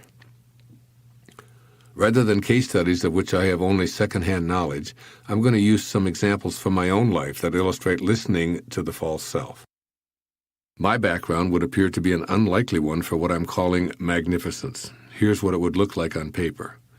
Fathered by an alcoholic who abandoned his 3 children, childhood years spent in foster homes, a classic underachiever, educated in public schools, grew up at the low end of the socioeconomic scale, no financial advantages, no examples of or ambitions for higher education, 4 years as an enlisted man in the United States Navy, admitted to a university on a provisional acceptance at the age of 22 due to lower than average grades in high school, worked his way through 3 advanced degrees by being a cashier and a stock boy in a grocery store in Detroit. This isn't exactly what you'd call a prescription for becoming the best-selling author of 28 books and a successful public speaker. I couldn't begin to tell you how many teachers of creative writing and speech gave me low grades for my efforts in these fields. All I can say for certain is that I've always had a knowing about my interest in writing, have always been excited by the prospect of entertaining and informing an audience, any audience. By all of the accepted standards, I didn't have any writing ability. What I did have, and still do, was an interest and a passion for writing. It inspired and thrilled me, and I simply loved it. From the perspective of inspiration, I had the ability to do it, and that's all I needed to know. Then as now, I trusted that the universe would handle all of the details, including, will I be published? Will the critics approve? Will my book be a bestseller? Will my mother approve? Will I get an apology from any of my old English teachers? But really, who cares about any of this?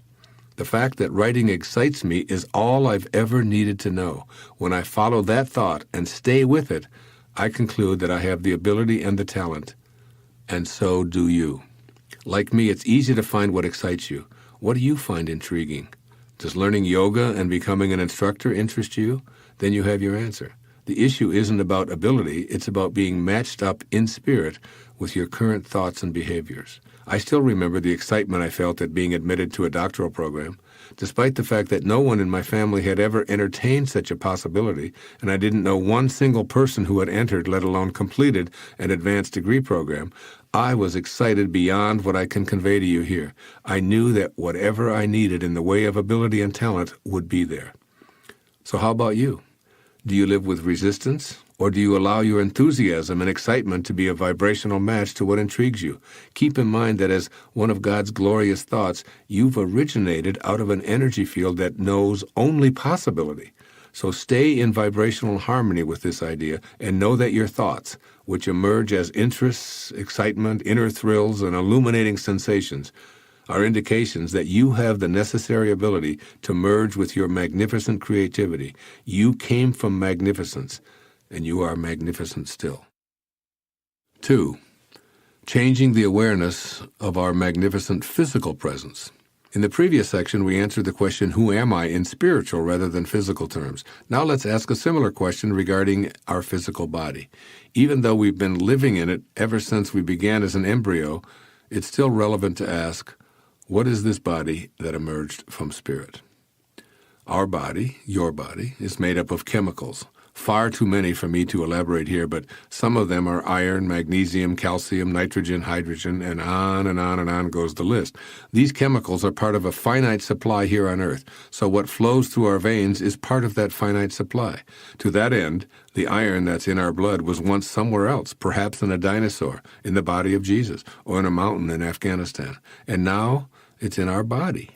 And when we leave our body, our iron supply will reside someplace else on Earth as a part of that finite supply. In other words, our entire planet is made up of the exact same chemicals that constitute our physical makeup. Chemically speaking, there's no difference between humans and rocks, trees, orangutans, or distant stars. Grind them all up, and their chemical composition isn't what distinguishes one from the other. Our physical presence is a spiritually directed conglomeration of a hodgepodge of chemicals, and the end result is that we're being made up of the same stuff that makes up the stars. We're made up of stardust, that's right, the stuff of dreams, twinkling, magical, beautiful, light-filled stardust. Remember that the spirit from which we originated can create anything, including worlds. So why would it choose ugly or unattractive creations? We're here in the perfect body for our time here in this incarnation, and it's a living, breathing miracle in every way. It's guided and being directed by an invisible force that directs everything and everyone in the universe. It beats our heart, it digests our food, it circulates our blood, it grows our hair, and repairs our cuts and bruises, all independent of our opinion about it. Living in spirit means that we see our body with all of its unique characteristics and feel thankful for the perfect temple that's temporarily housing our true primary existence. If it's short or tall, bald or hairy, stumpy or slender, extend loving appreciation to it every day. If it can't see or hear, resides in a wheelchair or a hospital bed, has crooked teeth or only 3 toes, whatever, love this collection of stardust. A prayerful thought might go like this: I think of my body as a piece of the eternal, an individualized expression of God. I live in spirit, inspired, because I'm the same as the loving energy that created me, which is perfect. Think about the logic of what I'm saying here. Obviously, we can't live a life of inspiration if the physical shell we take with us everywhere is perceived as anything other than a divine, perfect creation. Our attitude toward our body, along with how we feed and exercise it, must match up with spirit. We came from love, so we must extend that love and appreciation to our body at all times in order to be genuinely inspired. 3. Changing the awareness of our magnificent personal history. This third and final element of our inspirational magnificence is perhaps our greatest challenge. How can we look upon all that we've done or failed to do and view it through the lens of our magnificence, especially when we've been trained to feel shame and self-reproach as a result of our perceived failures or flaws? We've all reacted to situations in the past in ways that we wouldn't want to today. I personally have done many things that I wouldn't choose to repeat, yet every recovering or recovered addict looks back with gratitude for the experience that brought him or her to a higher, more loving, sober place. As I've said in other places, true nobility is not about being better than someone else. It's about being better than you used to be. Every single experience in my life, right up to this day, was something I needed to go through in order to get to be here now, writing these words. What proof can I offer for this assertion? It happened. That's all the proof I need. As we look back on our life, we've failed at nothing. All we've done is produce some results. It's imperative that we send love to those who were hurt by us and forgiveness to ourselves to heal our inner agony. We can then view it all as what we needed to experience in order to get to a higher place. One thing I've learned in my 65 years is that virtually every spiritual advance I've made toward a higher, closer alignment with God energy has been preceded by some kind of a fall from grace. Such mistakes, in quote, allow me to write and speak from a more compassionate stance. That is, they always seem to provide me with the energy to propel myself to a higher place. Truly, I bless all of these failures, in quotes, because I know I needed to go there in order to get here. Be gentle and forgiving with yourself. Abandon any and all shame, and refuse to engage in any self-repudiation. Instead, learn from Leo Tolstoy, who said that the most difficult thing, but an essential one, is to love life, to love it even while one suffers, because life is all, life is God, and to love life means to love God. So love life, every moment of it, especially your blunder-filled past. Dr. Abraham Maslow, perhaps the most influential person in my life many years ago, is quoted at the beginning of this chapter as saying, "What is necessary to change a person is to change his awareness of himself." Consider how you might want to follow his advice. You can never be mediocre because you are magnificent in every way. So seek ways to change your awareness of yourself so that you're fully aware of your magnificence and can become receptive to inspiration, your ultimate calling. Chapter 8. Inspiration is simple. Quote, "I have lived long enough to learn how much there is I can really do without. He is nearest to God who needs the fewest things." Socrates. 3 keys to keeping life simple. While the theme of this chapter is that inspiration is simple, this doesn't mean that we should sit around doing nothing, waiting Spirit's arrival. Instead, it means having faith that our spiritual connection flourishes in a life dedicated to joy, love, and peace. If our daily activities are so overwhelming that we don't make these 3 things our priority, then we're disregarding the value of living a simple life. Let's now look at each simple key in more detail. Joy. A hectic schedule crammed with non-purposeful activities precludes an experience of inspiration. For example, when we accept obligatory committee assignments or board appointments, requests to write on subjects that don't inspire us, or invitations to gatherings we don't want to attend, we feel joy draining from our body and our spirit. Our life must be open to Spirit's guidance in order for us to feel inspired. When the calendar becomes frenzied, full of unnecessary turbulence because we failed to simplify, we won't be able to hear those long-distance calls from our source, and we'll slip into stress, anguish, and even depression. So whatever it takes to feel joy, we simply must act upon it. Regardless of our current station in life, we have a spiritual contract to make joy our constant companion. So we must learn to make a conscious choice to say no to anything that takes us away from an inspired life. This can be done gently, while clearly showing others that this is how we choose to live. We can start by turning down requests that involve actions that don't correspond with our inner knowing about why we're here. Even at work, we can find ways to keep ourselves on an inspirational agenda. For example, during my years as a college professor, I recall being asked over and over to partake in activities that didn't correspond with my own inspiration. So I devised a simple solution. I took on more teaching assignments, and in exchange, my colleagues attended curriculum meetings, served on research committees, and wrote building improvement reports. I consistently listened to my heart, which always demanded joy. Keep in mind that it's only difficult or impossible to accomplish joy when we engage in resistant vibrational thinking. If we know that we don't have to live a life stuffed with non-joyful activities, then we can choose the way of inspiration. Opting for joy involves giving ourselves time for play instead of scheduling a workaholic nightmare. We deserve to feel joy. It's our spiritual calling. By giving ourselves free time to read, to meditate, to exercise, and walk in nature, we're inviting the guidance that's waiting patiently to come calling with inspirational messages. The bottom line here is that we can simplify life by cutting down on the busy work that keeps us off purpose. We must curtail such activities and listen to Spirit, staying aware of joy and how simple it is to access. Love. Thoughts or actions that aren't tuned to love will prevent inspiration from getting through to us. We need to remember that we came from a source of pure love. So a simple life means incorporating that love as one of the three mainstays of our material existence. On the fateful day of September 11, 2001, what stuck in my mind were the cell phone calls made by the people on the ill-fated planes. Every single call was made to a loved one to connect back in love or to express final words of love.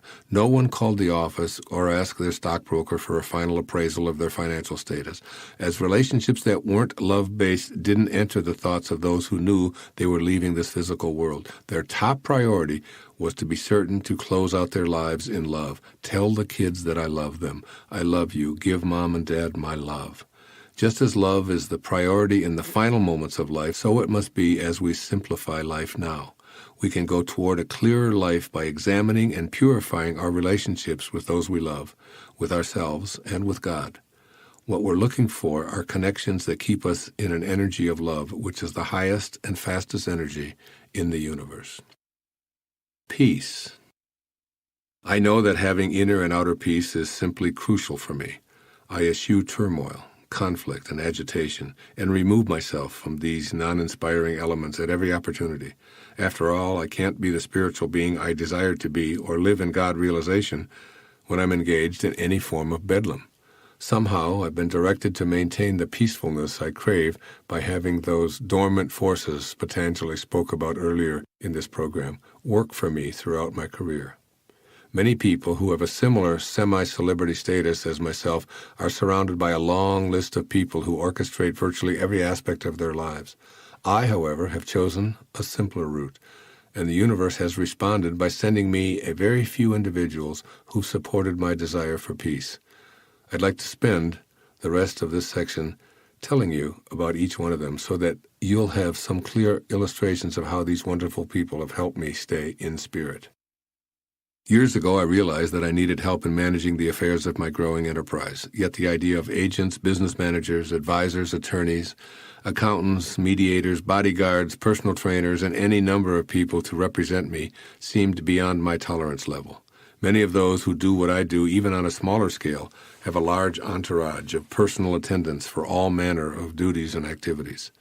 And I've had these contemporaries complain to me about being burdened with all of their representatives and spending more than they take in to support the services of all of these individuals. This is not my way. In fact, I have one person who handles almost all of my requirements. One day, while I was running a training session for a marathon, God sent me the perfect person to handle so many of my upcoming unforeseen pressures and requirements in the form of a woman who'd left high school in a foreign country to come to America with her 2 daughters. She doesn't have any fancy degrees or specialized skills, but what she does have is a heart as big as the sky, fierce loyalty, and a willingness to do whatever it takes to learn with on-the-job training. Originally from Finland, but now a U.S. citizen, Maya Labos is the ultimate definition of a multitasker. In 3 decades, she's never said, "I can't do that, it's not my job." She manages every request, answers my mail, books all of my talks and my appearances with the media, takes me to and from airports, maintains my personal privacy by deflecting low-energy requests, and deals with the hundreds of appeals I get for endorsements and writing requests. Yet she also handles innumerable tasks, including grocery shopping, vitamin purchasing, office tidying, or bringing clothes to the cleaners. I can count on her to take care of everything and anything I need. When I met Maya almost 30 years ago, she was completely broke. Today she owns her own home by the ocean and is my best friend, confidant, and associate. You see, when we're open to matching up our desire for peace and simplicity with the peace and simplicity from which we originated, God sends what we need. In my case, I got an entourage of one to handle what myriad specialists can't do for so many of my contemporaries. Every writer needs an editor. Almost 30 years ago, God saw this and sent one to me in the form of the enormously well-read and competent Joanna Pyle. She's been my one and only editorial person for the 28 books I've written. I don't submit to editorial boards. Joanna does for me what many writers ask for from their team of editors, editorial assistants, line editors, rewriters, revisers, amenders, annotators, and so on. I want to keep it simple, and Joanna knows how I write. She's also the only person who can read my scribbles since I write in longhand. As the computer age dawned on the publishing world, Joanna trained herself to meet these newly emerging technological requirements. She didn't ask me to write on a computer or to change anything. She knows my desire for simplicity and peace, and she accommodates me perfectly. When I finish a chapter, I send it to Joanna with complete trust that she'll edit it in such a manner that it will be consistent with my original intent. She transcribes it, types it, reorganizes it, and computerizes it, all with a smile and genuine gratitude for being able to fulfill her purpose. Joanna is me. I am Joanna.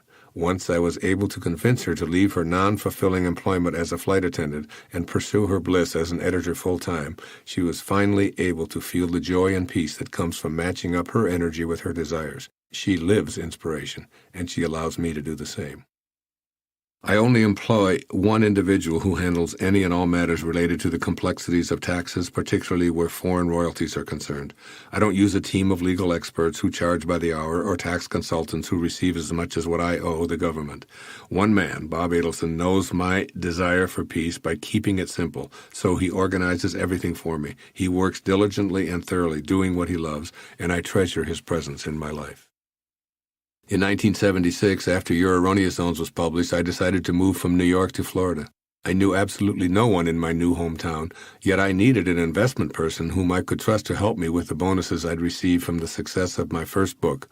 Having been a teacher and university professor before this point with no experience in or money for investing, I knew practically nothing about this world.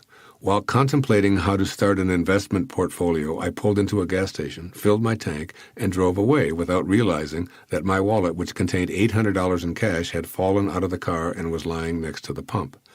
Just a few hours later, a man called to tell me that he'd found my wallet, including the cash.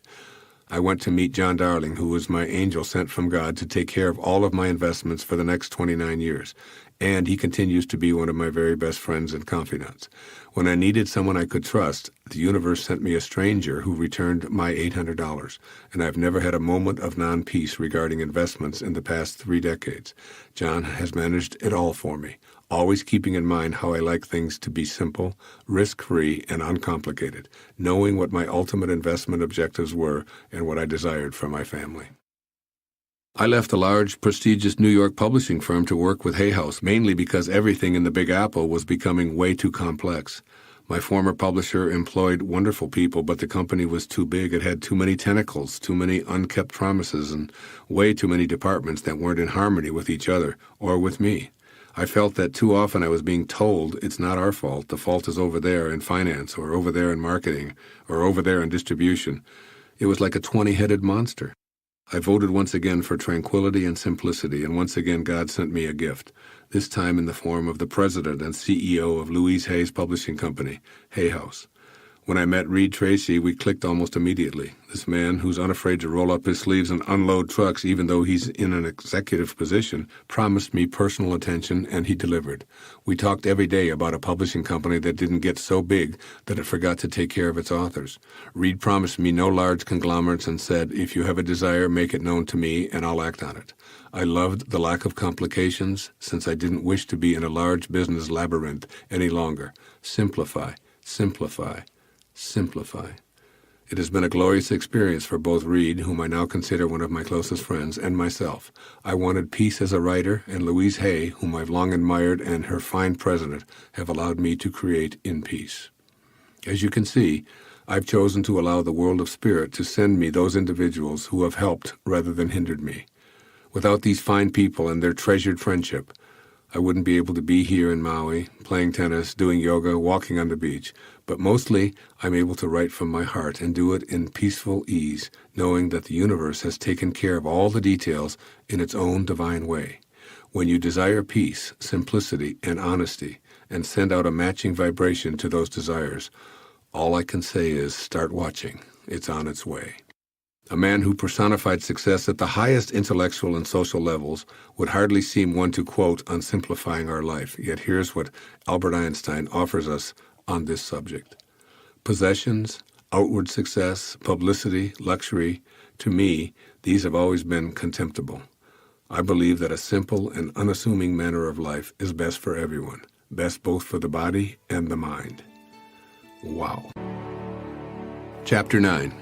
There's nothing more powerful than an idea whose time has come.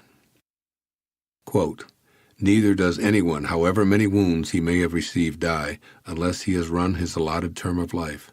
Nor does any man, though he sits quietly by the fireside under his roof, escape the more his fated doom. It's written by a great philosopher and playwright named Aeschylus. Inspiration requires faith. After all, returning to spirit while in our physical body is unlikely to be successful if we don't believe that it's possible. We may even have to focus on renewing our faith prior to accessing inspiration, since faith allows us to trust and thereby make use of the vast power that's responsible for creating every physical object in the universe. Faith is an internal knowing that the all-creating spirit provides what we need precisely on schedule. This doesn't mean that we don't have a voice in what happens to us. We do. But the voice only becomes activated when we get our ego out of the way and realign with spirit. When our spirit works with the divine spirit, we can participate in creation and truly know the meaning of this chapter's title, There's Nothing More Powerful Than an Idea Whose Time Has Come. There's perfect timing in the universe, and our arrival on earth was a part of that synchronicity. In other words, we were an idea of God's whose time had come. This chapter introduces the concept of perfect timing and how to believe in it, notice it, tune into it, and apply it. Faith banishes all doubt. We know that ego has virtually no control over what happens to us. Our body grows, develops, changes, and declines independent of ego's desires or opinions. We know that eventually we'll shed this garment we've been wearing for a lifetime, not when our ego decides, but when that idea's time has come. Re-listen to the quote by Aeschylus at the beginning of this chapter about our allotted term of life as an example of what I'm referring to. Aeschylus was the most famous playwright and scholar of his era, and he claimed direct divine guidance in his writing. He was also a contemporary of Socrates, Lao Tzu, Zoroaster, Buddha, and Confucius, who all lived during the 5th century BC. It's intriguing to note how many visionaries were on the planet simultaneously. Basically, he tells us that the shape of life must run its allotted course, and that we're here to do what spirit intends. According to Aeschylus, we'll leave Earth and shake off our physical body in concert with spirit's plan for us. Whether we're ready at age 17, 25, or 105, he advises us to trust in our source. I add to this message that at whatever age we hear these words, it's the right time to realize that we're in the process of surrendering to spirit for the remaining portion of our allotment. The question now becomes, can we join with spirit and play a decisive role in what ideas, happenings, events, or people will show up for us? The answer to me is a resounding yes. Recall once again those words of Patanjali that I shared in the opening chapters. When you are inspired, dormant forces, faculties, and talents become alive.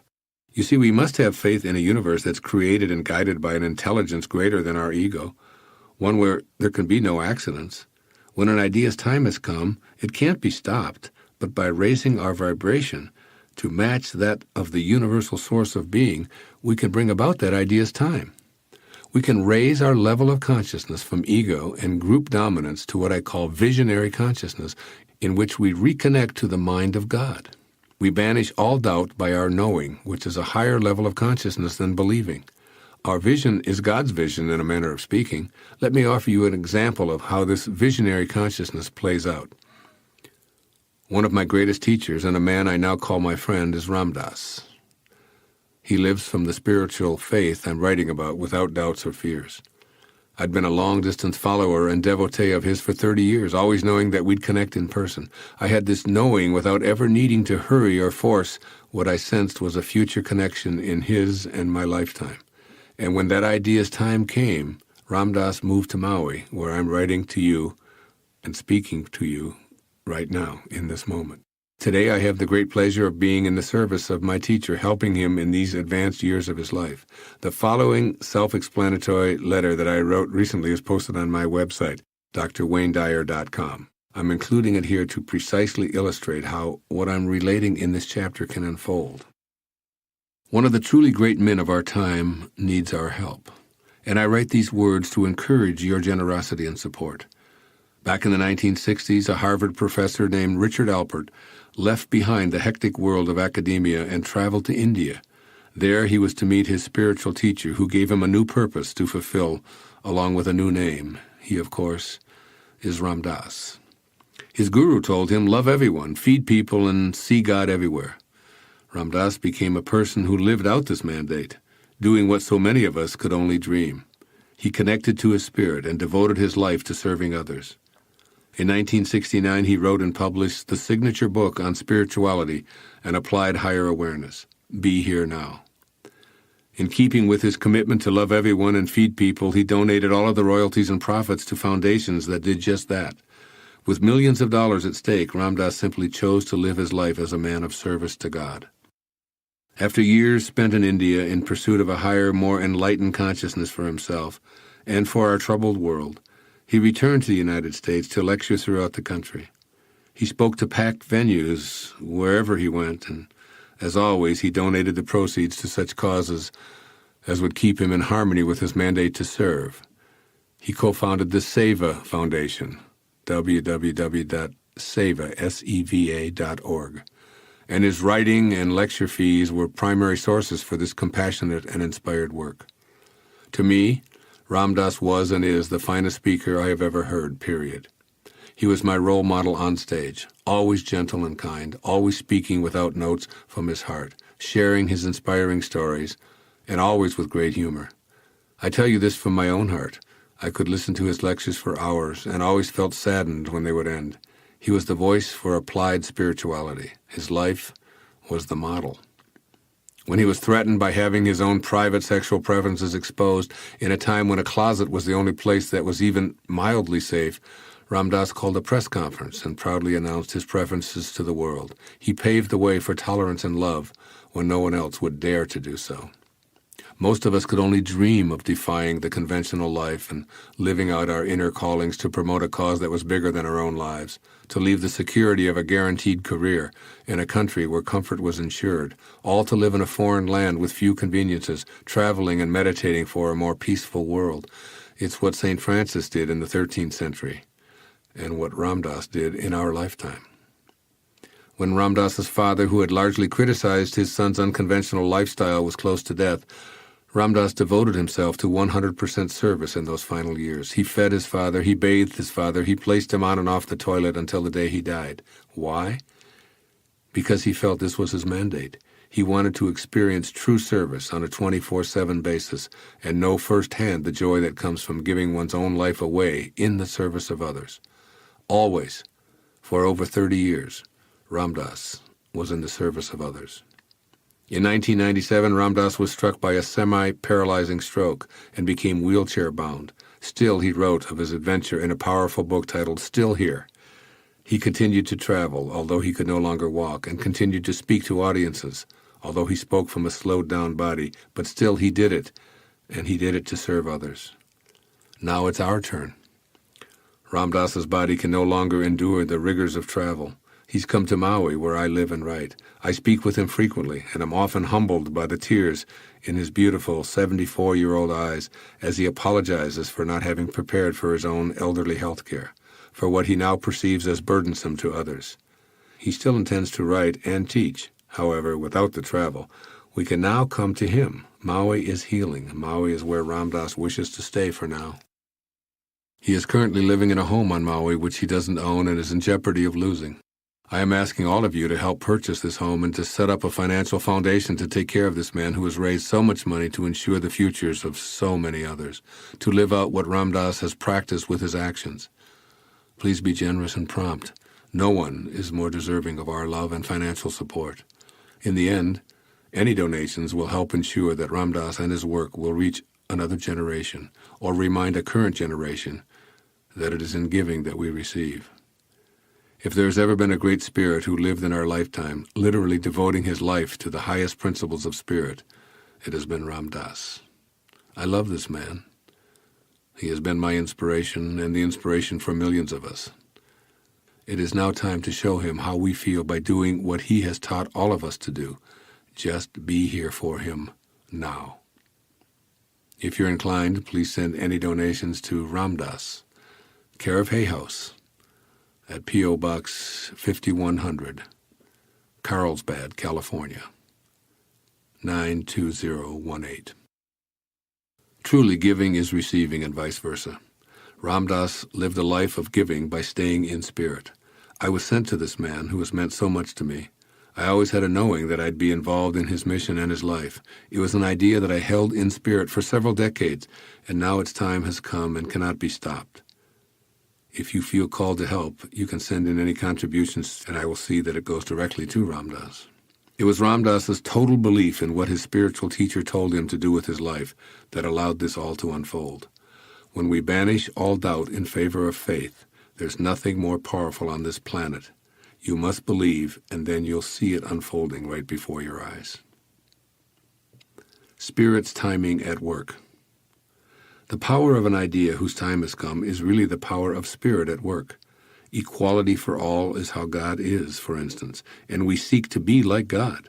When enough of us, along with one or two at visionary consciousness, begin to contemplate these in-spirit ideas, they can't be stopped. Let's take some time here to note a few such ideas from America's history. When it was time for the unspeakably horrid practice of slavery to be abolished, that was an idea whose time had come.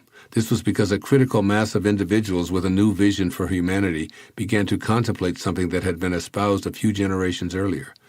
We hold these truths to be self-evident, that all men are created equal. It took more than 85 years after Thomas Jefferson wrote these words, but then the idea couldn't be stopped. Even though slaves represented a tiny part of the population and had no voting rights, when a man with visionary consciousness, Abraham Lincoln, along with many others, approached this idea from an inspirational perspective, it was clear that the time had indeed come to end slavery.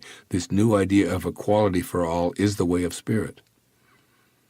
Next, we can see also an idea whose time had come in the granting of voting rights for women in 1920. Despite the opposition of a non-visionary president, Woodrow Wilson, and over the objection of a majority of men who had voting privileges, the idea couldn't be stopped. Several visionary women who aligned with many other men and women believed and made it happen, a right that we take for granted today. Next, the racial integration of the United States is another example of an idea whose time had come. When this concept began to surface in the visionary consciousness of a few people such as John F. Kennedy, Martin Luther King Jr., Lyndon Johnson, and Rosa Parks, it couldn't be stopped. Despite the objections of millions of people, many of whom were in positions of political power, today, in schools that once practiced segregation, we have a multiracial student body. It's still in the process of manifesting everywhere in our society, but make no mistake about it, this idea cannot be stopped. Next, gay rights is another idea whose time has come. One of the many reasons I admire Ram Dass so much is the stand he took a long time ago on equal rights for people of all sexual orientations. No individual or group can be denied legal or social privileges because we all come from one source, which excludes no one. An idea whose time has come is always in perfect alignment with our originating spirit. And finally, the shift in consciousness from a collective belief that smoking in public places is permissible to one where it's not tolerated was an idea whose time had come. The idea became unstoppable when one visionary airline banned smoking on their commercial flights, and then the rest fell into spiritual alignment. When we come from a non-toxic source of well-being, aligning with it is our destiny, and it can't be stopped. I could go on with examples of such ideas manifesting in our society.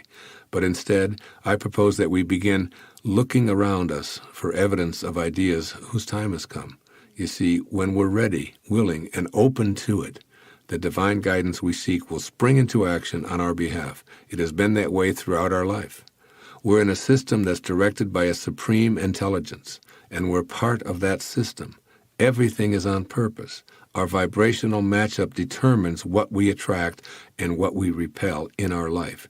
We needn't focus on what's already happened and what we've gone through. Rather, we must shift our vibration upward so that it harmonizes with spirit, and then and only then will spiritually based ideas come knocking on our door. These ideas won't give up or go away because, as we know, there's nothing in this universe more powerful than an idea whose time has come. Our responsibility is simply to become beings who expect and await inspired ideas that will not and cannot be stopped. Truly, there's absolutely nothing in this universe, including ourselves, that isn't perfectly timed. There are no wrongful deaths or mistakes. What shows up is ours, and it showed up precisely on schedule. Before we move on to part 3, I'd like you to think about the simple wisdom that the former slave and philosopher Epictetus imparted to us nearly 2,000 years ago. It is my business to manage carefully and dexterously whatever happens. Now there's a powerful idea whose time has come. Part 3. Giving and Receiving Inspiration. Chapter 10. Absorbing the Inspiration of Others. Quote, "A man may have never entered a church or a mosque, nor performed any ceremony, but if he realizes God within himself and is thereby lifted above the vanities of the world, that man is a holy man, a saint, call him what you will." Unquote. That's from Vivekananda, a great Indian saint. What inspirational people are not? It's possible for someone to achieve at a high level, earn many accolades, be widely admired and respected, but not be living from spirit. Inspirational people aren't necessarily highly motivated in society's sense of the word. After all, such individuals may just be chasing after more symbols of success, satisfying their desire to dominate and control others by acquiring as much power as possible. People who have motivated us are not necessarily inspirational. We may have been motivated by those who threatened or beat us or cursed and called us a fool and a wimp for not doing what they thought we should be doing. Clearly, inspiration wasn't part of their motivation. We also can't assume that all teachers are living their ultimate calling. A good instructor might be very knowledgeable about a given subject and extremely effective at conveying that knowledge to students. But he or she might also be very disconnected from God realization. Teachers often have such low self-esteem that they lose themselves completely in devotion to something that's far removed from their true calling, especially when great teaching skills can fill a void and seem to be a substitute for that calling. Of course, I'm not saying that all teachers are lacking in God realization, but be wary of assuming that a gifted instructor is automatically living in spirit. A person may have the highest intellectual credentials available and still be detached from his or her spirit. The ability to cite historical sources, speak with distinction, and earn advanced degrees doesn't automatically mean that someone is capable of inspiring others. Once again, it doesn't disqualify that individual either. The smartest people may turn us off with their pomposity and bragging, or they may be so cerebral that it's difficult to know what they're talking about. Be on the lookout for mistaking intellectualization for inspiration. The journey to our ultimate calling isn't a scholastic endeavor. There are no written exams, no grades to earn, no report cards, and no advanced degrees. It's important to understand that any of the traditional measures of success, such as job promotions, wealth, public acclaim, stylishly expensive clothing, a commanding presence, verbal adeptness, a voluminous vocabulary, a charismatic appearance, fame, and so forth, don't necessarily mean high marks as an inspirational person. In fact, some people who rate very high marks on the ego-based indices of success are the ones I find most difficult to be around and totally uninspiring. While fame, in all of its forms, seems highly desirable and is focused upon by endless television shows discussing the personal lives of those who are in the news, particularly show business, this does not measure the ability to inspire in the slightest. When one of my daughters once told me that her goal was to become famous, I urged her to shift her sights to living and acting in rapport with her passion and then letting the fame thing take care of itself. I've met many celebrities in all fields of endeavor, and I can assure you that public notoriety is not in any way an indicator of a person's connection to spirit. And if I happen to be famous personally, it's not because I chose it or even earned it. Fame is located outside of me. It's in the opinions that others have of me. It's my choice to be inspired, however, and that always involves being independent of the opinions of others. Inspirational people aren't interested in winning a popularity contest, especially when those who seek praise and recognition often do so to soothe the feelings of insecurity. In general, people who doubt their divinity fear being criticized because they see themselves as fraudulent beings. Consequently, they take on the full-time job of trying to be liked by everyone they meet. Despite their obvious popularity, they'd be disastrous in the inspiration department. I need to add a disclaimer here. I don't in any way want to imply that a person who has gained great popularity and notoriety is thereby disqualified from being a source of inspiration. Quite the contrary. Many of the most inspiring people I've come across in my life have achieved worldwide acclaim. I simply urge you not to equate inspiration with recognition. What inspirational people are. When we meet others who we think might be living in spirit, we must ask the following questions. Do they seem to have a rapturous heart, sending out signals that they love the world and everyone in it? Are they jubilant about the work they do? Do they see the world as a friendly place? Are they at peace with themselves?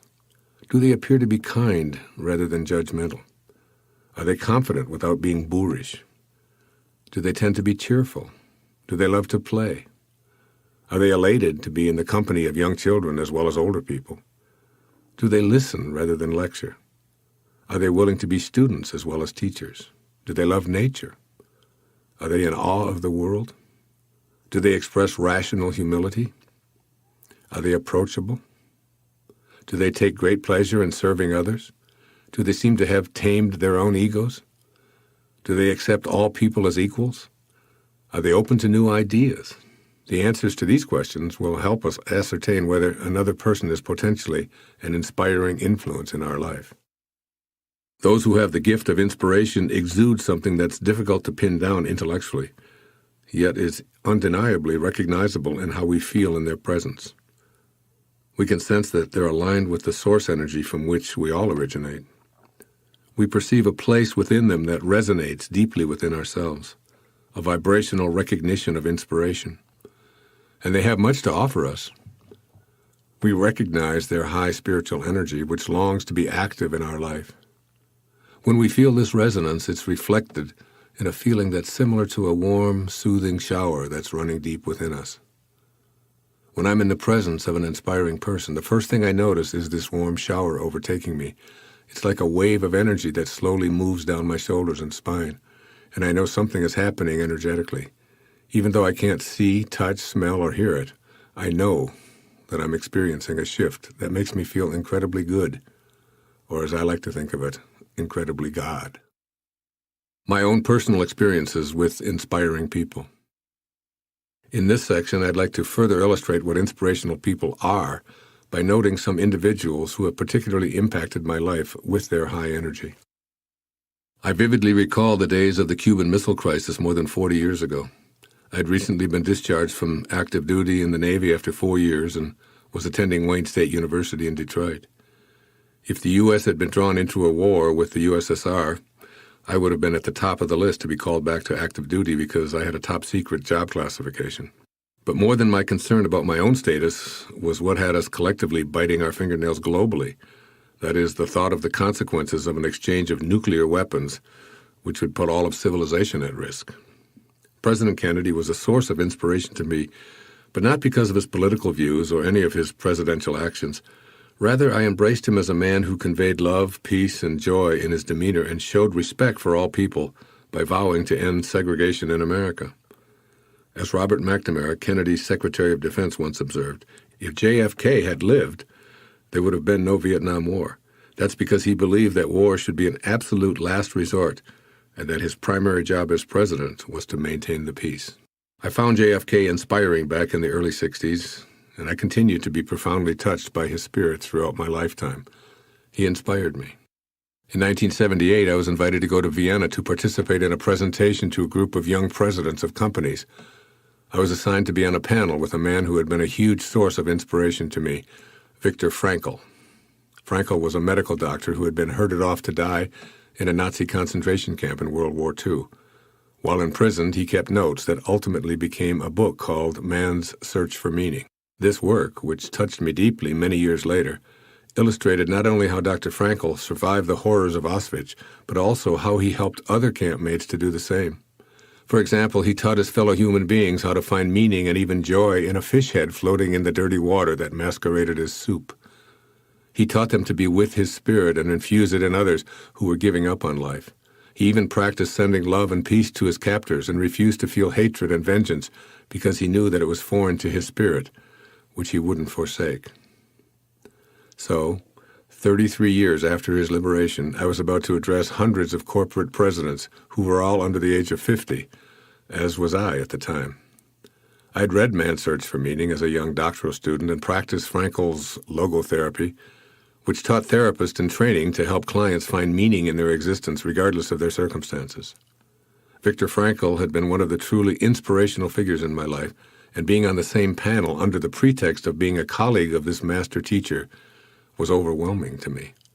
And an afternoon I've never forgotten followed, full of pure exhilaration and inspiration. Viktor Frankl stayed true to his spiritual origins in the face of horrors that destroyed so many. When I met him, he exuded joy, peace, kindness, and love, and he wasn't bitter. Instead, he felt that his experience taught him lessons he'd never have known otherwise. I spent a good part of that afternoon in Vienna in 1978, listening and being in awe. And now, years later, I'm still greatly impacted by the presence of this man in my life. Yes, indeed, Viktor Frankl inspired me. In 1994, 24-year-old college student Immaculée Ilibagiza came home to be with her family in Rwanda for the Easter holidays, and inadvertently found herself in the middle of one of the worst genocides in history. As a member of the Tutsi tribe, Immaculée was forced to hide in a tiny bathroom, which was configured in such a way that it appeared to be inaccessible from the house, with 7 other women for a total of 3 terrifying months. As she told me, by the grace of God, we were never found. How that happened, I do not know. All we could hear was the smoke of hatred coming from the men right outside the door. After living in this terror for 90 days, trembling in fear every day, knowing that they would be hacked to death if they were discovered, the women were finally released from their entombment into the protection of French soldiers. As Immaculée related, when we were finally safe, I learned how most of my family had died. My father was shot by soldiers, my mother was killed by machete, and my younger brother was murdered in a stadium while searching for food. My big brother was executed after questioning. They said they wanted to see the brain of a person who had a master's degree, so they cut him to pieces. I met this incredible woman in New York after she was granted an asylum visa as a victim of this organized attempt at ethnic cleansing by a band of thugs. Just about 1 million men, women, and children were systematically slaughtered with machetes or blunt instruments, and the U.S. didn't intervene, something that former President Clinton publicly acknowledged was the greatest failure of his own administration. Immaculée isn't bitter or filled with rage. She merely wants to be sure that such a tragedy never occurs again. She has love in her heart, and she's committed to telling her story, which is published by Hay House. I was privileged to write the foreword for this amazing book, which is titled Left to Tell, Discovering God Amidst the Rwandan Holocaust. Truly one of the most inspiring books I've ever read in my life. I'm honored to join this divinely inspiring woman by going to Rwanda and helping set up a program to educate and provide for the vast number of orphans who were left behind by this genocide. And yes, being in Immaculée's life in the small way that I am inspires me beyond anything that I can convey here to you in words. In 1999, I was invited to South Africa to lecture to some public audiences. While in Cape Town, I took the ferry over to Robben Island to visit the prison where Nelson Mandela had been incarcerated for so many years. I actually visited at the time of the 10th anniversary celebration of his release. Here was a man who spent more than 27 years of his life imprisoned. He wasn't even allowed visitors because he was a vocal opponent of a system of apartheid in which an entire race of people were declared by law to be inferior and unworthy of the same privileges as the remaining citizens of the country. And he worked all day in a limestone quarry, where the burning sunlight glared so against the white rock that his eyes became mere slits due to the squinting that he was forced to practice in order to survive. I personally spent 30 minutes in that quarry, and my eyes stung all day. Imagine what years of such exposure would wreak. Mandela went deep within himself, and when he was finally released, he came out with forgiveness and reconciliation in his heart. His staying in spirit was the force behind the dismantling of apartheid and his ultimate election to the presidency of an emerging democracy of South Africa a few years later. As I meditated in the prison outside of this great man's cell, I felt the warm inner shower I described earlier in this chapter. Then I was handed an autographed copy of his book, Long Walk to Freedom, which I treasure. Nelson Mandela conveyed the spiritual energy of love, peace, kindness, and tolerance during all of his travails, and this spiritual energy provided a blueprint that changed the face of Africa and the world forever. Yes, Mandela inspired me. Closer to home, I was inspired by Mrs. Olive Fletcher. In 1956, I was taking biology for the second time at Denby High School in Detroit. I'd failed the class the previous year because of my own stubbornness. I'd refused to complete a leaf collection, which my then 15-year-old self perceived to be an absurd requirement. At that time, my mother was divorcing my alcoholic stepfather, and I was working in a local grocery store every evening during the week and all day on Saturday and Sunday. My instructor for this second foray into biology was Mrs. Fletcher, and she was the very first teacher I encountered who seemed to care about me personally. For example, she talked with me after school, called my home to see if I was okay during the tumultuousness, including frequent fights and other unpleasantness, taking place at the time, and allowed me to put my head down and sleep during study periods when I'd completed my assignments. She also encouraged me to tutor other students because she recognized something in me that I'd never heard a teacher say before. She told me that I was brilliant and had a mind that could take me wherever I wanted to go. Thanks to Mrs. Fletcher's inspiration, I went from a failing grade the previous year to an A. I wanted to excel just for her because she had so much faith in me. Now, exactly a half a century later, Mrs. Olive Fletcher still stands out as the one individual in all of my school years who turned the direction of my life from fighting the system to being able to choose to fit in without having to give in. Yes, she inspired me. I could write many more short descriptions of those who provided me with life-altering inspiration, but I'd be remiss if I were to omit the one person among all of those I've known who has been my greatest source of it. Back in 1942, when I was 2 years old, my mother was left to take on the responsibility for raising my two brothers, ages 3 and 5, and me alone. My father, of whom I have absolutely no recollection, literally walked out on his family and never once placed a phone call to see how we were doing. He paid no child support, since he spent a great deal of time in trouble with the law, including some jail time for being a thief. He simply walked away and never looked back.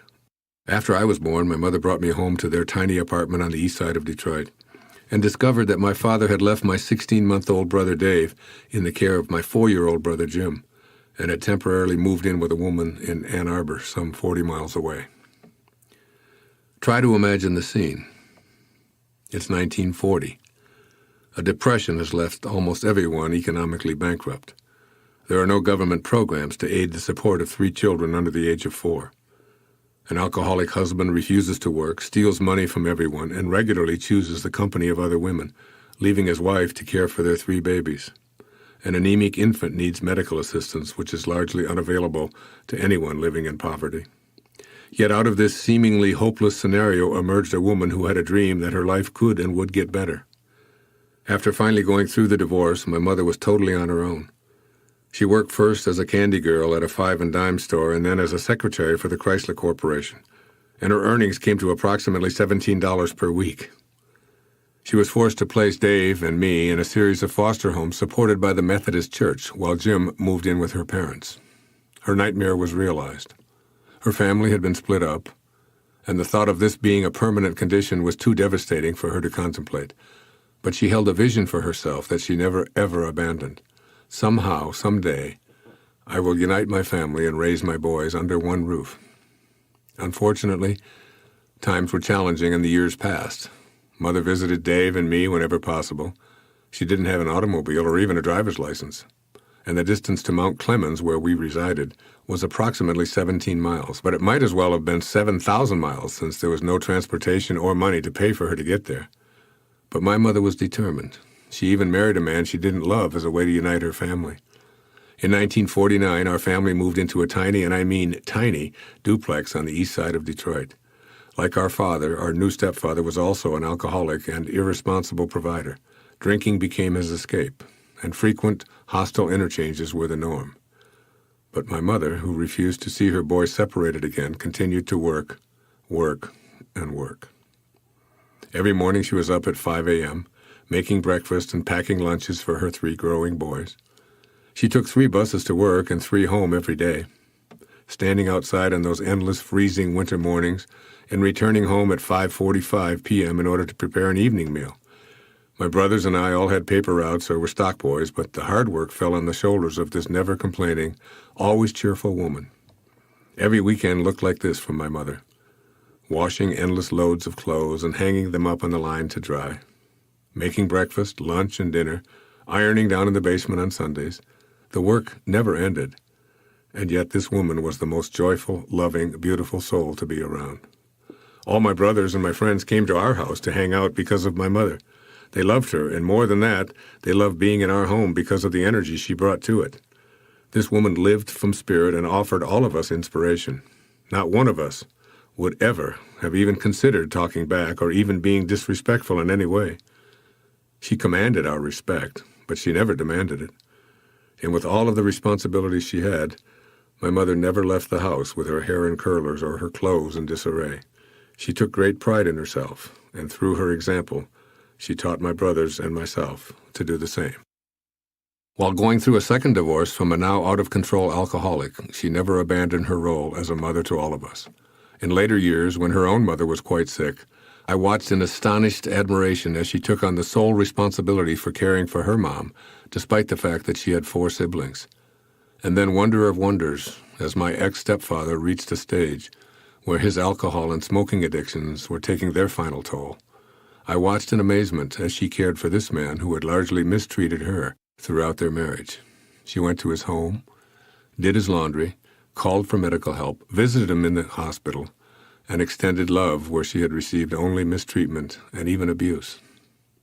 Today, my mother approaches the age of 90 and still bowls twice a week, lives on her own, and never complains. To this day, she won't leave home unless she's dressed to her high standards of appropriateness and her hair is beautifully coiffed. She respects herself, and this esteem has trickled down to me, her youngest son, and my 2 brothers as well.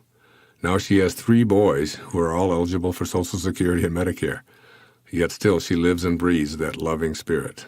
Yes, Mother, you inspire me, and I've dedicated this book to you and to Immaculée. Ramakrishna, a great saint who lived in India and inspired millions of others from his God-realized perspective, once offered this observation.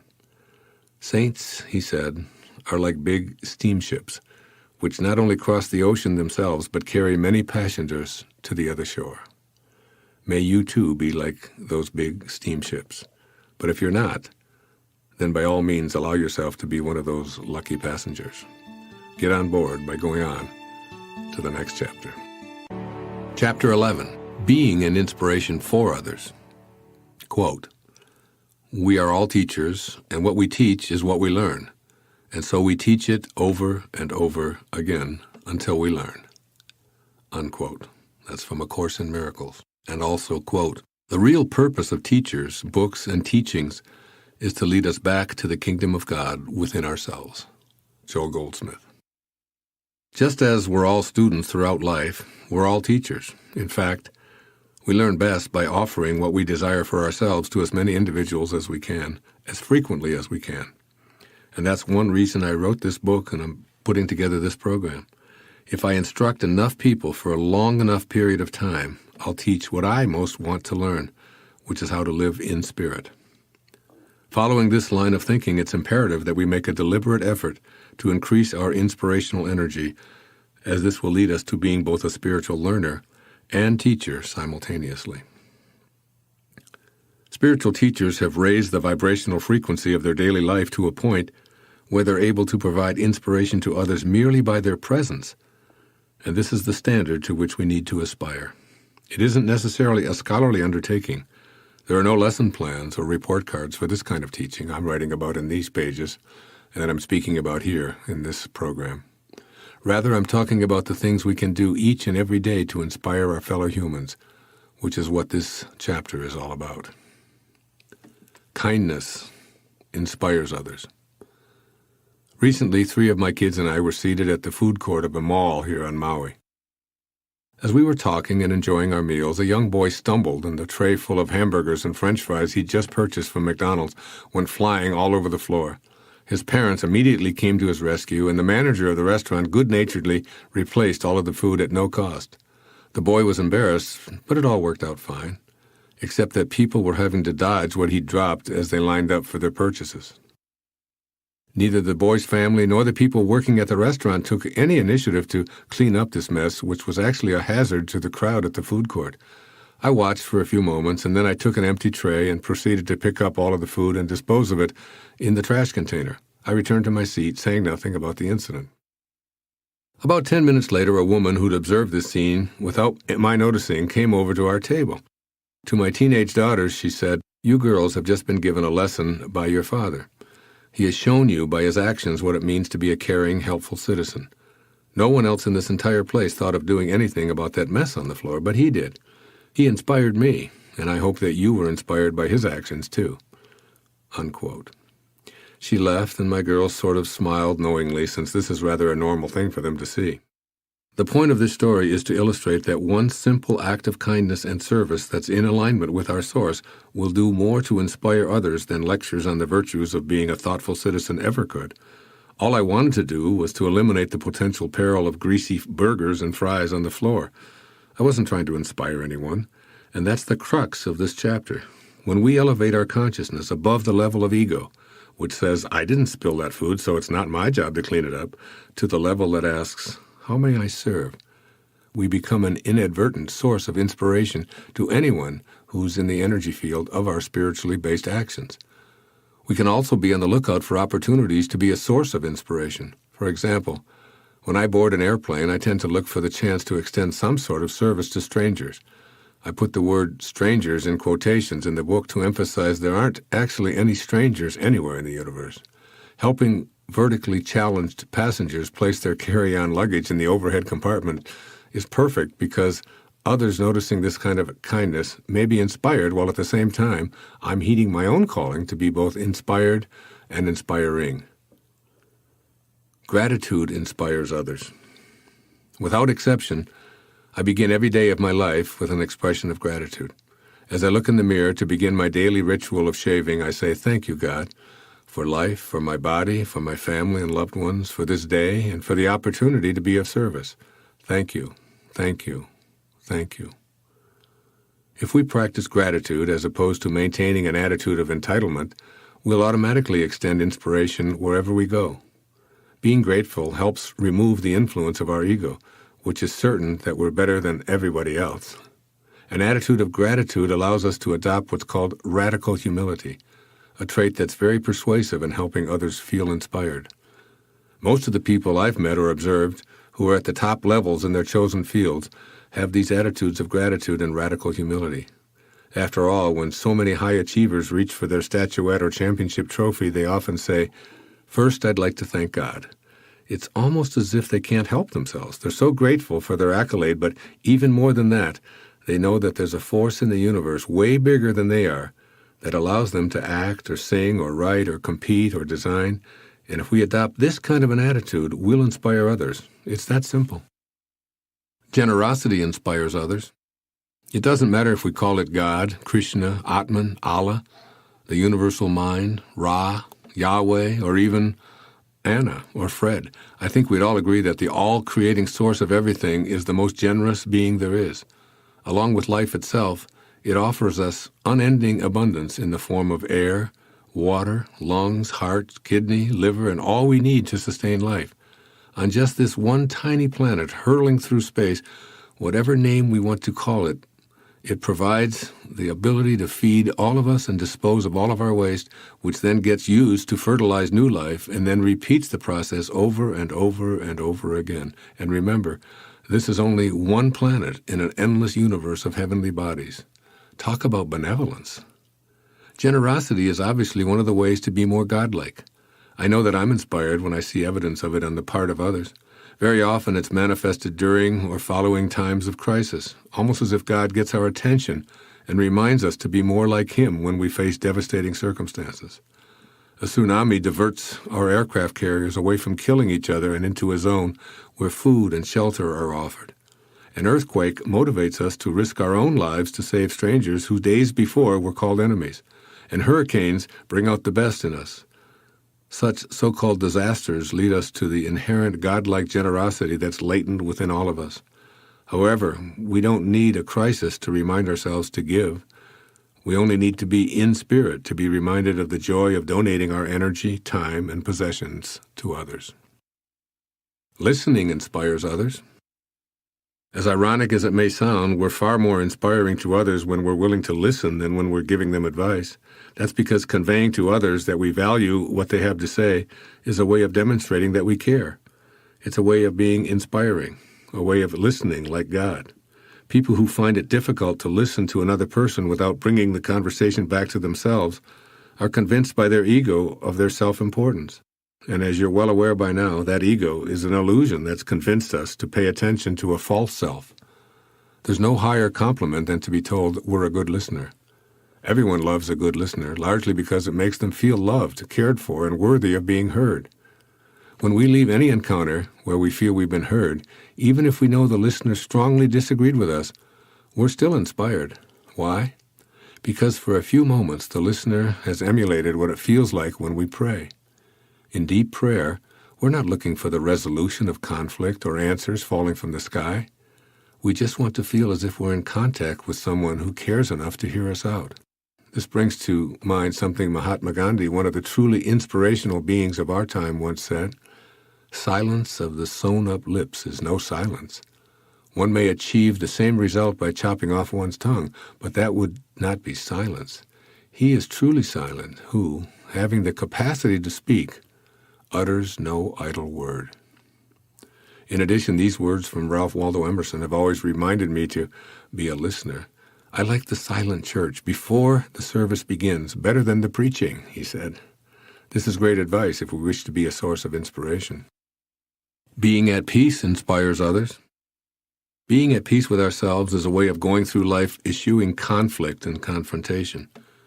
When we're in a state of tranquility, we actually send out a vibration of energy that impacts all living creatures, including plants, animals, and all people, even babies. And of course, the reverse applies as well. Belligerent individuals who live in turmoil and revel in hostile encounters send out nonverbal energy that adversely impacts those around them. The immediate impulse is to remove ourselves from these low-energy, non-peaceful people because sticking around means tension and a lowering of our own energy. Moreover, we become a counterforce to what we're experiencing, meaning that we become angry at their anger and arrogant toward their arrogance.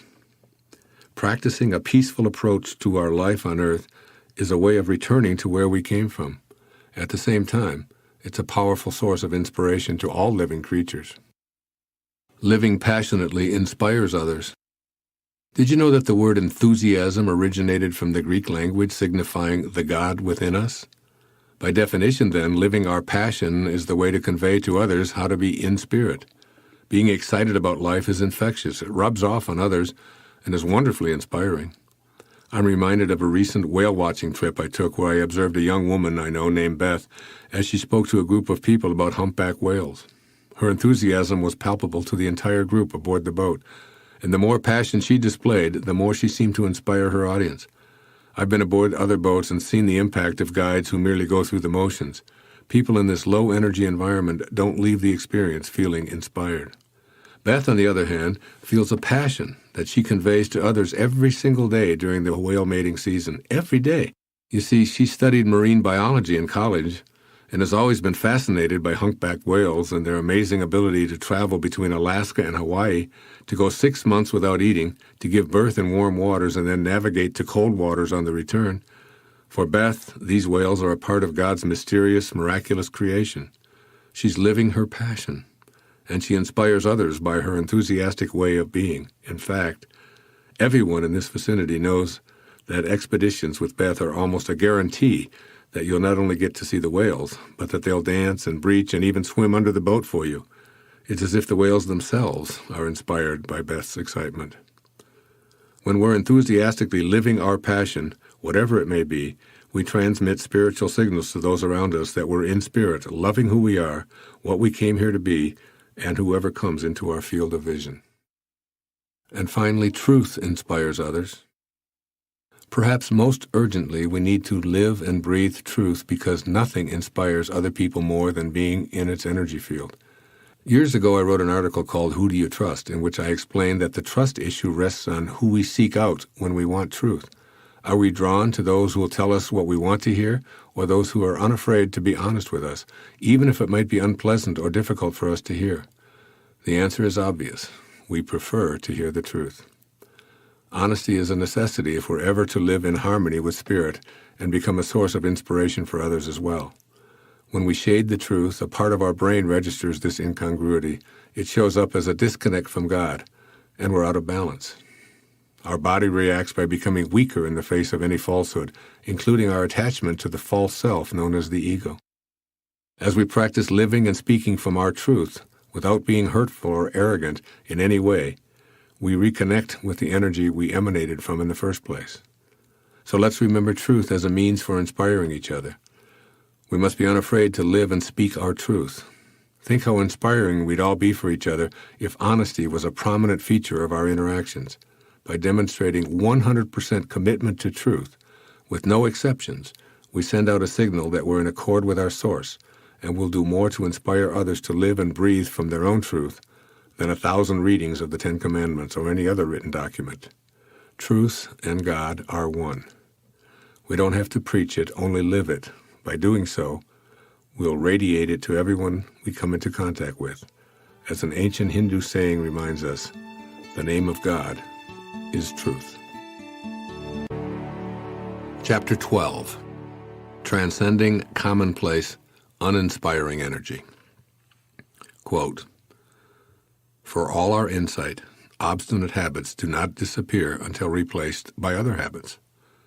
No amount of confession and no amount of explaining can make the crooked plant grow straight. It must be trained upon the trellis by the gardener's art." That was Carl Jung. And another quote from William Wordsworth, "Habits rule the unreflecting herd." Thanks to the world we live in, we've developed many habits that are the direct result of living almost exclusively in ego rather than in spirit.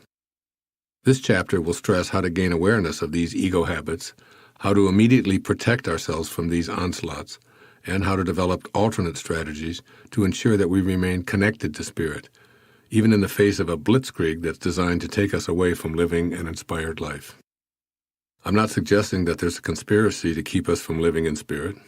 My contention is simply that when a majority of society members are raised and persuaded to believe in the illusion of ego, then that society will develop and evolve firmly committed to that false self. It would then be natural for such a society to put forth messages designed to promote the idea of the importance of ego and all of its inherent ideas, and we're fully immersed in such a society right now. Ego's warriors. Let's take a look at some of the habits that rule the herd, in the words of William Wordsworth. Following are several omnipresent, lacking in inspiration entities that join up with ego to bombard us daily and that we need to become aware of. The media. A century or so ago, long before the media became such an active force in our lives, the news was almost exclusively received from one's village. Bad news was rare and tended to only involve accidents or natural disasters such as fire, flood, drought, or the occasional crime perpetrated by someone in the community.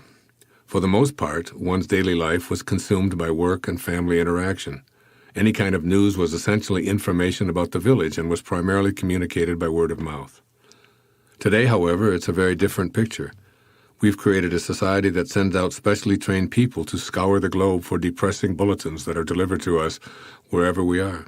The news is now available at home, at work, in our car, at the gym, on airplanes, standing in line at the bank, in the hospital, and on portable devices wherever we go. We're now able to directly tune in to the reports of those organizations who search for information designed to make us feel bad, that is, removed from spirit, which is all about feeling good or feeling God. We're constantly subjected to this army of bad news collectors who gather and disseminate low vibrational energy for our consumption. Keeping in mind that being inspired is about feeling good and returning to our source of love, it's imperative to become aware of what we're allowing into our consciousness. These bad news assemblers are on a mission to convince us of the inherent evil in the world.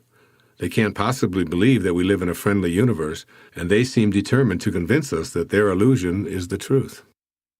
The defense against a media blitz of uninspiring energies is to remind ourselves that we want to feel good, in the sense that good and God are synonymous. We can't feel bad enough to change any of the bad news we're exposed to, nor can we eliminate hatred in the world by feeling hateful.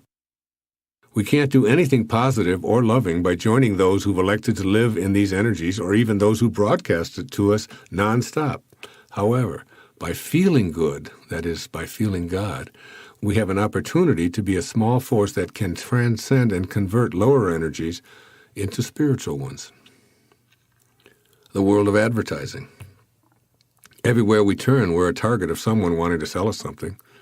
There are advertisements on buses, in the backseat of cabs, at the movies, on telephone poles, on our cell phones, after every click of our computers, on the radio and television for more than a third of the airtime, in more than 50% of magazine pages, in most cases anyway, while we're on hold on the telephone and even in restrooms.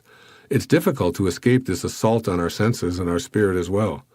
Behind this huge blitz that's aimed at us during every waking moment of our lives is the idea that we need to purchase something in order to be fixed or to be complete. Madison Avenue just keeps telling us that we'll overcome our deficiencies and be happier and more fulfilled if we simply buy whatever it is they're selling. The essential message behind this juggernaut is that we need more in order to be happy. Coincidentally, the mantra of the ego is just that: more, more, more. What I'm suggesting is that we can be free from the push to convince us that we need more, while still being able to enjoy the material aspects of the world. In other words, we know that we don't need more, and at the same time, we're free to live happily and enjoy our world the way it is. I want this distinction to be clear because it's fun enjoying a new automobile, or well-made clothes, or dinner in a nice restaurant, an expensive piece of jewelry, or anything else that might be advertised, including this program. What we want to avoid is the inner belief that somehow our true essence is lacking if we don't get the things we're being encouraged to buy. We must also guard against allowing the stuff to define our worthiness, which is what advertisers are frequently attempting to convey. Entertainment. As we progress toward a more inspired life, we'll begin to notice that the activities we've called entertainment have actually been leading us away from being in spirit. Since everything that we allow into our life represents an energy that impacts us both physically and spiritually, it's imperative to raise our awareness level and defend against the habits that deter us from being in spirit. It's vital that we're conscious of the following big four, which are really low-level energies masquerading as entertainment and are obstacles to anyone's ultimate calling to inspiration. 1. Violence. On average, children in America see 12,000 simulated murders in their own home on commercial and cable television before their 14th birthday. And virtually all movies made to appeal to a younger audience have grim killings, explosions, and chase scenes built into the storyline, which seems to consist of guns, guns, guns, and kill, kill, kill. The more gruesomely, the better. These decidedly uninspiring messages continually bombard all of us when we're supposedly experiencing uplifting entertainment, but we can do something about it. If enough of us decide that this is not going to be on our daily menu, then the manufacturers of this kind of recreational material would bring it all to a halt. For example, if more of us were aware of the content of the video games that our kids play, many of which simulate rape, torture, and even murder, we wouldn't permit them in our homes. Yet there are alternatives available to us. First on this list is screening our entertainment options for violence and making a commitment to choose only those pastimes that are free of any energy that doesn't match our desire to be in spirit or inspired. Our Creator creates out of love, kindness, and peace. So if we clear opposite energies out of our life, we'll almost immediately feel inspiration returning to our life. What follows is one of the most poignantly inspiring letters I've ever read, written by my dear friend Ram Dass to the parents of a young girl who'd been brutally murdered. Even in such horrific circumstances, Ram Dass was able to provide inspiration. I reproduced this moving letter with Ram Dass's permission in order to help you see how it's possible to transcend violence with inspiring spiritual energy. Dear Steve and Anita, Rachel finished her work on Earth and left the stage in a manner that leaves those of us left behind with a cry of agony in our heart as the fragile thread of our faith is dealt with so violently. Is anyone strong enough to stay conscious through such teachings as you are receiving? Probably very few. And even they would only have a whisper of equanimity and peace amidst the screaming trumpets of their rage, grief, horror, and desolation. I can't assuage your pain with any words, nor should I, for your pain is Rachel's legacy to you. Not that she or I would inflict such pain by choice, but there it is.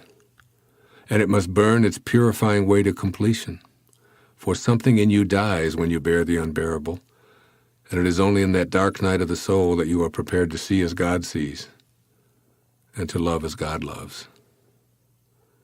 Now is the time to let your grief find expression, no false strength. Now is the time to sit quietly and speak to Rachel, and thank her for being with you for these few years, and encourage her to go on with whatever her work is, knowing that you will grow in compassion and wisdom from this experience. In my heart, I know that you and she will meet again and again, and recognize the many ways in which you have known each other. And when you meet, you will know, in a flash, what now it is not given to you to know, why this had to be the way it was. Our rational minds can never understand what has happened, but our hearts, if we keep them open to God, will find their own intuitive way. Rachel came through you to do her work on earth, which includes her manner of death. Now her soul is free, and the love that you can share with her is invulnerable to the winds of changing time and space. In that deep love, include me. In love, Ram Dass. I can't imagine a more inspirational letter being written at such a time of such difficulty. Typical of my dear friend Ram Dass. 2. Hatred. Much of our entertainment dollar is spent watching malice, hatred, and hostility in some form. Now, in my opinion, there's far too much animosity in our world, so I have no desire to sit through a movie or listen to a song that repeatedly describes how one group hates another. Martin Luther King Jr., one of my personal heroes, said that the only way to convert a perceived enemy into a friend is by love. Since we know that hatred itself breeds more of the same, then being exposed to it, even when it's dressed up as entertainment, is something to be cognizant of when we choose a film, a television show, a sporting event, a play, or a book. Any hateful message is non-spiritual energy that we're exposing ourselves to, and the more we consciously allow, the more we'll be inclined to attract it into our own lives. The moral of all of this is that entertainment can be uplifting and edifying, or it can be demoralizing and debasing. So where do we want our energy to flow? And even more important, what kind of energy do we want our children to experience? We must be on guard against any entertainment that uses excessive profanity and seems to support hatred and disrespect in its narrative. I love this story that the Dalai Lama told in a documentary titled The Yogis of Tibet, who witnessed the carnage and decimation of the entire Tibetan culture by the Chinese, beginning with the Communist Revolution of Mao Zedong in 1949, related a story in which he stated several times, "I was in great danger." This was surprising since these yogis cared very little about their own safety. When the enlightened yogi was asked about his perceived danger, he responded, yes, I was in grave danger. That is, I was in danger of losing my compassion for the Chinese. This is not only a beautiful story, but it also helps us remember to be careful about accepting hatred as normal in our entertainment activities, for they can put us in the same kind of danger that the enlightened yogi recognized. And even more personally significant, enjoying hatred as entertainment can keep us from reconnecting to our spirit. 3. Fear. Our universe is created out of love, kindness, peace, and well-being. So when we're an energetic match to this awareness and refuse to live in fear, we'll attract the protection and guidance we desire. We can absolutely affirm that we won't attract anything that's harmful to us or to our loved ones. We can heighten our awareness that we're never alone, and we can have faith that whatever we need to experience is on its way, and God won't send us anything we're incapable of handling. We can also be aware that the word fear is an acronym for false evidence appearing real. That one phrase can help us remember that the ego is the false self, and identifying with it leads us to believe the false evidence. Even now, after reading all of this, some readers may continue to make fear real with thoughts such as, "He wouldn't be able to say these things if he knew all that I've been through." But in my heart, I know that this is a universe that's on purpose and supported by a creator who is good. I never doubt it, and not only do I refuse to live in fear, but I also refuse to attract to myself the vibrational, energetic equivalent of those fear-based thoughts. As an old German proverb proclaims, fear makes the wolf bigger than he is. And finally, 4, sarcasm. Just about every situation comedy on television has a familiar focus, dialogue that's dedicated to sarcastic, unflattering comments between the supposedly comedic characters. Put-downs are the very bread and butter of almost all primetime shows today, so in essence, we're asking to be amused by children being smart alecks toward their parents and siblings, mouthing off to each other with as many disparaging comments as possible.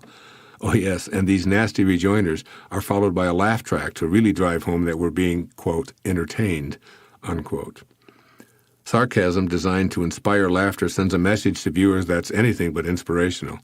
Remember, our ultimate calling is always about being in harmony with our source of being. We're all here as the result of a creator who has great respect for all of his creations. Since no one is inferior in our creator's eyes, no one deserves to be ridiculed for the purpose of gaining an artificial laugh, not in life or on television. When a comment is made in jest and there's a kind of clever banter taking place, that's comedy at its best. But when hostility and disrespect are uttered in almost every verbal exchange, with the express purpose to discredit and mock another person, that's a decidedly uninspiring signal being sent to the audience. Awareness and choice are ours to exercise. So if this tendency toward sarcasm has become a habit, we must begin exploring alternatives to this kind of entertainment and family interaction. You may recall that I wrote earlier in this book about my mother. Well, I simply cannot even imagine using her as the butt of a joke to demean or ridicule her. And yet I see this kind of disrespect taking place in nearly every episode of every situation comedy on the air today. Being courteous to others is a match-up to the energy of spirit. Having fun, telling jokes, and being playful with others are all part of being in spirit. But a hostile, sarcastic sense of humor is an energy that moves us away from spirit and into the realm of hurt and dishonor. On every radio, CD player, and television set, there's a wonderfully inspiring little button that says on and off, and it's your choice to befriend it.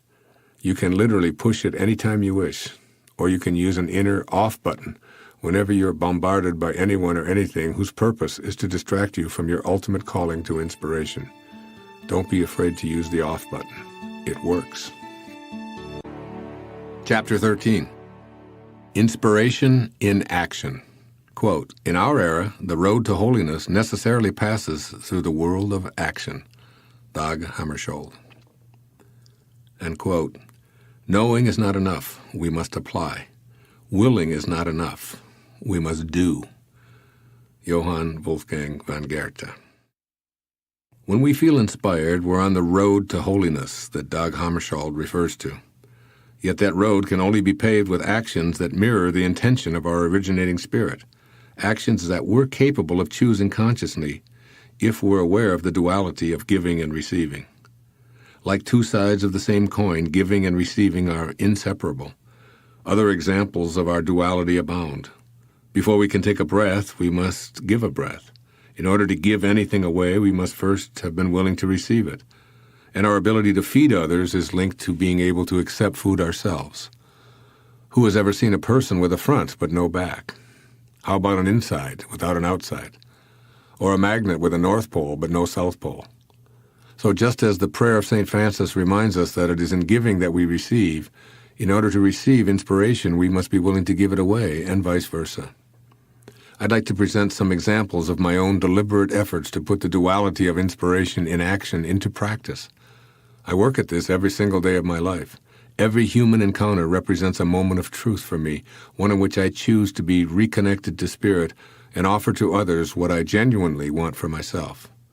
The opportunities present themselves in the form of a smile or a greeting or an extension of kindness, even if it's just a silent blessing to a person begging on a street corner, or a prayer said quietly to myself when I hear a siren.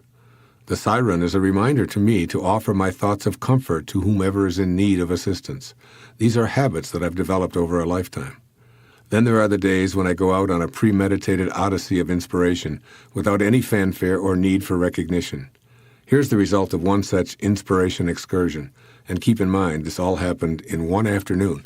I reside on West Maui while I'm writing, and on this particular day I decided to make the 20-mile trek to Costco to load up with supplies for 2 weeks of uninterrupted writing. As usual, someone was standing by the roadside looking for a lift to the other side. This is a commonplace occurrence here on Maui, and it's my regular practice to pick up whoever's seeking a ride, usually a young person with a surfboard or a couple with luggage needing transportation to the airport. I always view giving rides as an opportunity to serve another person, and I get to feel good as well. If you're thinking about how dangerous this practice might be, I simply don't ever entertain such thoughts, and I never attract people or events into my life that cause me harm. It's just not my way of being in the world. On this day, I picked up a 41-year-old man from Canada named Raven. Maui tends to attract people with names like that, who needed to get to the airport.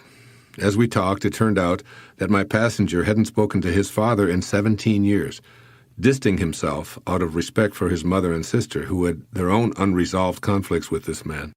Raven admitted that he felt distressed and incomplete. Moreover, he found himself repeating some of the behavioral patterns of his father that had caused this family's rift in the first place. I brought up the subject of forgiveness, mentioning this quote from A Course in Miracles. Quote, "Certain it is that all distress does not appear to be but unforgiveness." Unquote. I related the story of my experience at my own father's grave in 1974 and how that one single act of forgiveness turned my life around and headed me back in the direction of Spirit. As I dropped Raven off at the airport, he hugged me. With tears in his eyes, he said, "I can't believe how much this one trip has changed my life. I feel that you were sent here by God to remove this sword that's been hanging over my head. And I know what I have to do, and I will do it, and I'll do it soon." It was a moment of inspiration for both of us. It would have been just as easy for me to maintain silence on that 20-mile ride along the ocean, but I knew that on this day, I was on a pilgrimage of inspiration, and Raven was one of my co-conspirators. I headed back to Costco for one of my favorite activities. I love the opportunity to purchase large amounts of goodies of all descriptions in the store's open warehouse atmosphere among lots of local people doing the same thing. At the back of the store on this day, a gentleman who recognized me from my PBS appearances approached me and wanted an appointment to discuss a problem he was having. I informed him that I was writing a book, so a scheduled meeting would be impossible. But knowing that some force had brought us together in the midst of all this delightful chaos, I asked, "What's the problem?" The man told me that he was a diabetic who developed a fail-safe method for delivering insulin in a manner that would leave no one out. "So, what's the problem?" I once again asked. "Why not implement your plan?" He went on to explain how he'd been unable to get the necessary government agencies to meet with him. Various layers of bureaucracy were impeding his progress. On and on he went with a litany of obstacles that he felt were being placed before him, until I finally stopped him. "I sense that you know exactly what's needed since you're a diabetic too," I said, "and you know exactly what needs to be done to implement your idea." He lit up like a Christmas tree, giving me a knowing smile, and he said, "Exactly, but I can't." I stopped him cold, reminding him that when we focus on what we don't want, then that's what we'll get. We get what we think about, whether we want it or not. I then asked him to consider staying out of the system of obstacles altogether. He should go ahead with his plan, forget about what couldn't be done, and just do it, without the assistance or resistance of anyone else. If your plan is viable, then they'll ultimately come along, I reminded him. Just do it, and stop trying to get the approval of a bureaucracy. And then I asked, "You know what to do and how to do it, don't you?" "Yes, I do," he replied, "and I will. I feel as if this little meeting was arranged by God just for me today." After getting my second hug from a stranger in the past 30 minutes, the man pushed his shopping cart away with a newfound sense of inspiration. He'd returned to Spirit, where the idea of anything being impossible is impossible, and I'd been able to extend some Spirit offerings to another. Continuing on my way back to West Maui, I picked up a young fellow named Andy, who was on his way to the Hard Rock Cafe, fancying himself a Rastafarian rap artist. Andy had long dreadlocks and a strong inclination toward using marijuana as a stimulus for his music. As it turned out, he simply wanted to approach the manager at the Hard Rock to see if he could perform there on weekends. He was out of funds and without a plan. Even his upcoming spontaneous audition had been purely a fantasy, since he hadn't contacted anyone at the restaurant for an appointment. As we talked, I told him a story that my daughter Summer had recently related to me. She has a little dog named Joey that she takes with her every day as she trains horses and gives riding lessons. Her friend Mimi had told her that Joey was a perfect example of being at peace with God, and my daughter agreed. Joey's mantra is, breathe in, breathe out, life is good, she said. That's all Joey does all day, every day. Breathe in, breathe out, life is good. Andy loved this story, so I asked him to give me a song using this theme as the primary lyric. My car was suddenly filled with the sounds of a Rastafarian rapper pounding out a fast-paced lyric. It was sensational, and Andy was in heaven. By the time I dropped him off at the restaurant, he had his audition all planned, and he'd written his very first song. Breathe in, breathe out, life is good. I handed Andy a $50 bill, which inspired him to cry out in appreciation, and off I drove. It was a double dose of inspiration. Andy was aligned with spirit by being a creator of his own music and feeling purposeful and confident, and I was experiencing heaven on earth for being able to extend love and assistance to another person. And it was my third such gift in the past 2 hours. Next, I proceeded to a grocery store to pick up a few items in smaller quantities than were available at Costco. As I stood in the checkout line, I struck up a conversation with the woman behind me on the subject of raspberries. I was purchasing 2 half pints of these precious little jewels to put on my morning bowl of cereal, and the lady asked about the price, which I hadn't noticed. She went on and on about how much she loved raspberries, but their cost was so outrageous she'd never spend that kind of money, even for something she loved so much. I responded by telling her about my happy memories of growing up in Michigan and picking berries as a young boy. To this day, raspberries are one of my favorite foods, and I buy them whenever they're available. The woman could relate to my memories since she grew up in Pennsylvania and used to pick the berries herself, coming home with red stains on her fingers and all around her mouth. At the register, we saw that the baskets of berries came to $7.99 each. My new friend almost collapsed, but told me to savor each and every one of those little treasures. As I walked away, I reached into my bag and I placed one of the containers in her hands and told her to enjoy them as a gift from me. This lady, who was counting out her change to pay for a single container of yogurt, was stunned. I finally convinced her that if she wouldn't accept them as a gift from me, she'd be depriving me of my own treat and knowing how much pleasure she was going to have relishing and savoring these little gems.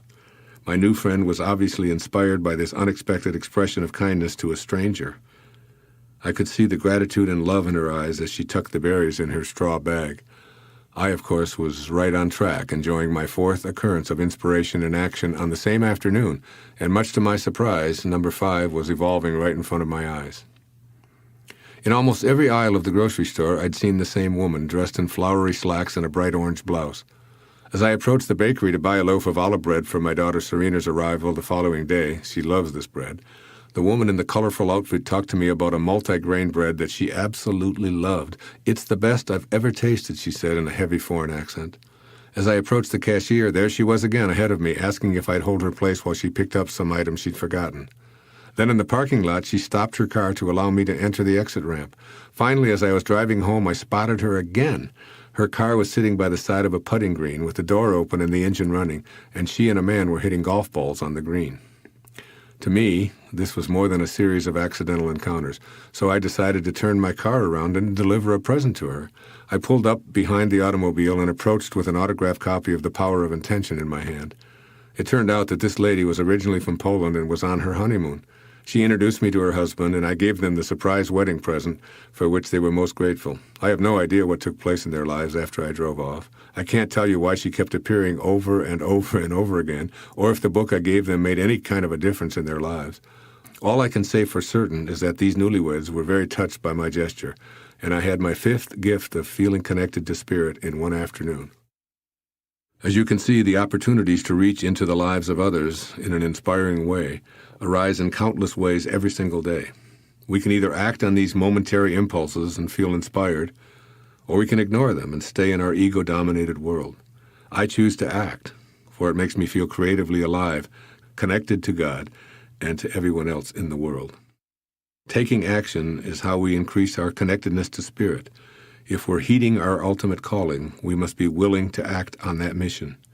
We may believe that inspiration is something that arrives in some mysterious way that's beyond our control.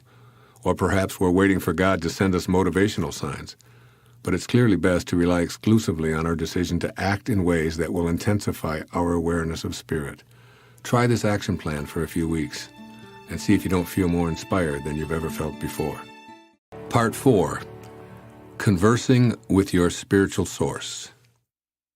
Chapter 14. Your spiritual source can only be what it is. I cannot imagine a God who rewards and punishes the objects of his creation, whose purposes are modeled after our own, a God, in short, who but is a reflection of human frailty. Albert Einstein. And from Emanuel Swedenborg, we are because God is. 5 characteristics of God. Let's now examine the elements that most of us agree define the essence of our Creator, along with how they can help us sensibly approach Him. 1. God is love. We came from love, and we desire to return to that heaven while still on earth. I repeat Emerson's appropriate observation that love is our highest word and the synonym for God. In other words, if we dwell in love, we dwell in God. If God is love and cannot be anything other than what God is, and we wish to have a dialogue with God, then it seems to me that we come to our source in love, or we're wasting our time. God cannot and will not respond to unloving requests. No matter what our religion, whatever we want to discourse with our source of being, we must do so without malice or hatred in our heart. In this way, we'll shift our vibrational energy to a frequency that harmonizes with the highest vibration in the universe, which, of course, is that of Spirit. As St. Francis instructs us so simply, where there is hatred, let us sow love. Love and forgiveness will then activate the dormant forces I talked about in the opening parts of this program. That is, the right people and the events will materialize synchronistically. This is because we're in Spirit, remembering that God simply can't help if we expect Him to hear anything other than love and forgiveness. As Martin Luther King Jr. once said, we must develop and maintain the capacity to forgive. He who is devoid of the power to forgive is devoid of the power to love. This seems to say it all. So in the private, quiet, prayerful moments of asking for God's help, don't ask Him to help defeat others in any way. Rather, pray, Dear God, make me an instrument of Thy love. I want to be like You. I have forgiven them, and I have forgiven myself. And remember that there can be no forgiveness without love. And without love, there can be no way of being heard by our source. 2. God is peace. One of the most quoted verses in the Old Testament, which may also be my favorite biblical offering, is this: Be still and know that I am God. So a corollary of this might then be agitated and turbulent, and you will never know God. Along with praying or communing with our source with peace in our heart, we must be still. This means taking time to get quiet before meditating, and also monitoring our breathing. As we exhale, we can train ourselves to let go of all of our non-peaceful thoughts, and as we inhale, we can breathe in Spirit. We can also ask St. Francis to guide us. He had very little peace in his lifetime, but when he prayed, he knew what his source was like. St. Francis wanted to be in Spirit. So rather than asking God to deliver him some peace so that he could escape the disorder and the chaos he saw all around him, he requested, Lord, make me an instrument of Thy peace. In other words, St. Francis knew that God was peace. So in his prayer, he asked to be returned to a state where he'd be like his Creator. We can keep reminding ourselves that all of the non-peace that's in the world is not of God. It's of ego. Then we can ask to be helped back to His peace. This approach will attract the assistance we're requesting. It's all about matching up the vibrational energy of our desire for peace with thoughts and behaviors that are consistently peaceful with those desires. 3. God is all-inclusive. We won't be heard by or receive assistance from our source if we're touting our separateness from our fellow humans. You see, when we seek special individual favors from God, or even when we seek to converse with our source from this perspective, we're once again living an illusion. If God were to acknowledge our belief in separation, perfect oneness wouldn't and couldn't exist. It's impossible for a source that creates everyone, and therefore is in everyone, to even have a dialogue with someone who's harboring ideas of their specialness or separation from everyone else. In conversing with our source, as always, we strive to be more like it.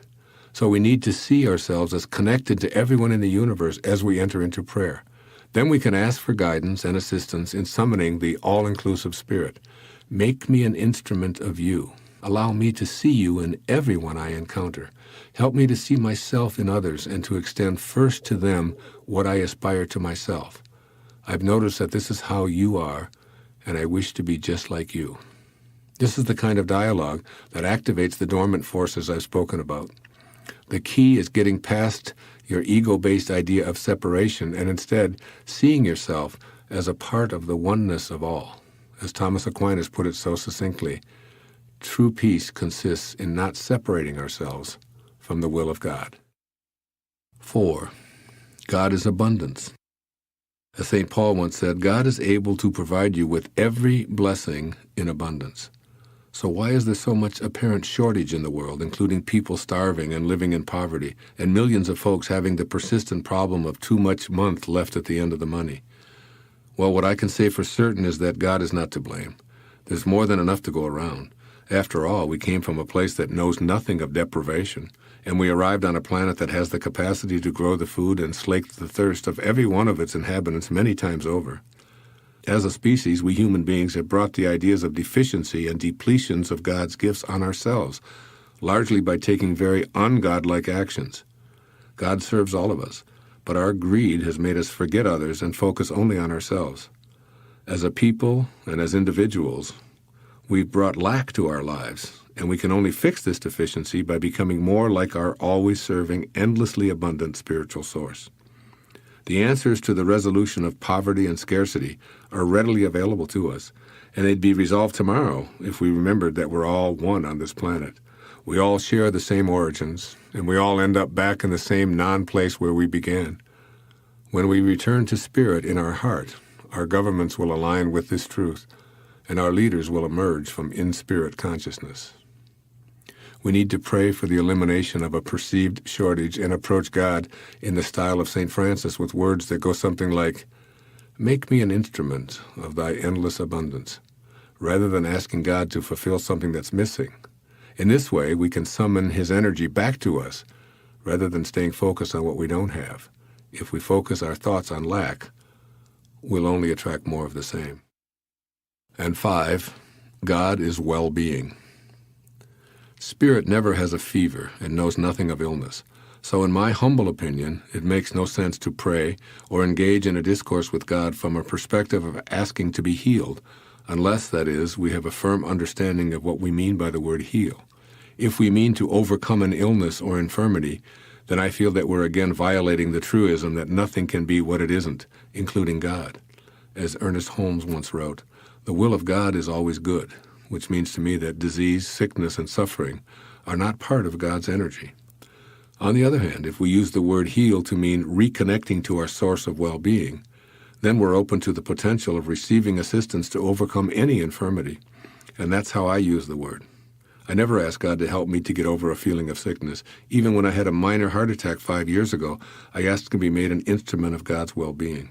I acknowledged that my body had taken on non-well-being, be it from my lifestyle, diet, and habits, or the toxins I breathe in and out, whatever. It was not of God. It was of me in this physical world, and I prayed to be reunited to a stream of well-being. I knew that I was a piece of God, and it was just as easy for him to heal a cut on my finger as it was to restore my heart to a healthy state. Since I knew that God's healing power was within me, I just needed to help my body remember this. Similarly, in a time of recent disharmony in my life, I found myself feeling sick to my stomach and unable to sleep, until I remembered that this experience was a gift to me. As I conversed with my higher power, I asked for guidance and visualized myself as a magnet attracting plentiful well-being, and in this way healing was virtually immediate. Before we go on to the next chapter, let's look back to the observation made by Emanuel Swedenborg.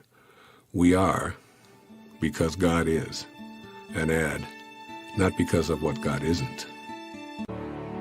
Chapter 15. Your spiritual source knows. Quote, "It is true that divine will prevails at all times and under all circumstances. There is no need to tell God your requirements. He knows them himself and will look after them." Ramana Maharshi. And from Ernest Holmes, the thing we surrender to becomes our power. As the parent of 8 children, it goes without saying that I've witnessed many occasions when a 2-year-old made a request that couldn't be accommodated. Often the request became a standoff, with the toddler crying, insisting, and even throwing a tantrum. But since I was the adult, I'd stand firm and refuse to grant the child's wishes. Running around the block unsupervised, racing through the house with a sucker sticking out of his or her mouth, playing with electrical sockets, climbing up the stairs alone, and putting his or her finger in a younger sibling's eyes were some of the behaviors forbidden by me, the parent, who simply knew better. If we put ourselves in the place of toddlers and give our Creator the very same leeway that we as parents took with our children, the purpose of this metaphor becomes perfectly clear. Just as it's absurd for a 2-year-old to insist on having his or her way, our creative spirit doesn't need to be reminded of what to do for us or how to go about doing it. It already knows. In fact, there's a wonderfully enlightening quote in the Bhagavad Gita that says, "Only the fool, whose mind is deluded by egotism, considers himself to be the doer." When we're about to enter into a discourse with our Creator, it's crucial to approach with the understanding that we aren't the doer. It may sound a bit extreme, but this is how Immanuel Kant described our situation. God is our owner. We are his property. His providence works for our good. Please don't take the word owner as an insult. It's only the ego that's offended by this concept. In other words, we needn't presume to tell our source what needs to be done to provide us with a happy, fulfilling life. Instead, it's our job to change our thinking so that it's vibrating to a frequency that matches God's energy. And this begins by understanding that it's impossible for God to forget anything. Unlike human parents, God is omnipotent, so it's unnecessary to remind him of our needs. Trusting and surrendering. Returning to the analogy at the beginning of this chapter, most children are free-spirited little beings who don't think about questioning their parents' judgment. After all, most mothers and fathers know what's in their offspring's best interest, including what's required for successful survival. These senior partners look out for their kids' needs and direct their early life activities, and they do this as long as is necessary, which is usually until their children begin to develop the ability to trust their own instincts and apply what they've learned. As adults, we can look back on our earliest days with a strong sense of appreciation. We learn not to play in traffic, to avoid eating poisonous foods, to get enough rest each day, and so on. Today, we feel thankful and appreciative that our parents were there to guide us toward the responsible, self-contained people we are today. We can appreciate that they did what was best for us, and they never forgot us. I trust that the analogy is clear. Our relationship with God, our all-knowing, never-forgetting senior partner, is just like our childhood relationship with our parents. Just as we did with our mothers and fathers, we're now choosing to trust in the wisdom of our Creator. In other words, we don't need to be told by virtual parents what's best for us. We don't have to rely on so-called religious superiors to keep us in line because we're no longer needy little infants. We now trust our source because we've matured to a point where doubt has been supplanted by faith. Somewhere between childhood and maturity, we surrendered and trusted our parents just as we're now surrendering and trusting the all-knowing, loving source of creation. Co-creating with Spirit. Keep in mind that we can't co-create with anyone, including our spiritual source, unless we're in a place of harmony. To that end, we must suspend our false self, the ego, and stop all thoughts of resistance before we can participate in creating the inspired life we desire, in perfect symmetry with Spirit. Whatever we ask of our source in our prayerful communion will no longer be a wish or a hope.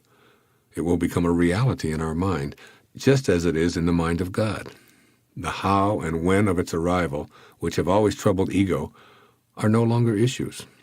We maintain our optimism in thoughts such as, I desire it, it's in harmony with my source, or it's on its way, there's nothing to fuss about, and then we can relax and surrender to our knowing.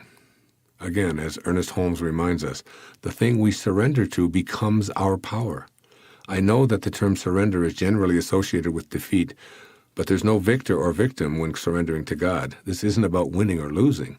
You see, what we're doing here is giving up our false self in favor of returning to our authentic self. And when we do, we'll meet our spiritual creator and become empowered to live in the same vibration with it. We'll become co-creators by surrendering and joining the all-knowing, all-creating force that allows everything to come into existence. Then our knowing replaces our doubts, and divine will prevails at all times. Only now, we're in harmony with that divine will. Chapter 16. It's all about remembering. Quote from A Course in Miracles. The memory of God comes to the quiet mind. It cannot come where there is conflict. For a mind at war against itself remembers not eternal gentleness. What you remember is a part of you, for you must be as God created you. Let all this madness be undone for you, and turn in peace to the remembrance of God, still shining in your quiet mind. Everything we've ever experienced is still stored as an invisible memory, and we can access it if we choose. For example, when my grandmother was close to death and doing what some call involuntary hallucinating, she was pulling out all kinds of facts from her earliest days. Street addresses, the names of neighbors, locations of family outings, relationships with friends of her own mother, who were only there in my grandmother's infancy. All of it was somehow available to her. It turned out that in some mysterious way, Grandma was tapping into memories that everyone else thought couldn't possibly be recalled because she was only a baby at the time. I have no idea how she did this. All I know for certain is that we reach into our own personal history and bring to the present thoughts that impact our state of mind as well as our level of inspiration. You see, the mere recollection of something in the past that we call a memory is capable of affecting us either positively or negatively in the present moment. Therefore, they're extremely powerful tools for our current state of mind. Obviously, there are some negative memories lurking around somewhere in the nethermost regions of our mind, but why access them if they're going to cause us to feel uninspired? What I'm trying to make clear here is that we've got to figure out how to return to where we came from in order to commune with our spiritual creator.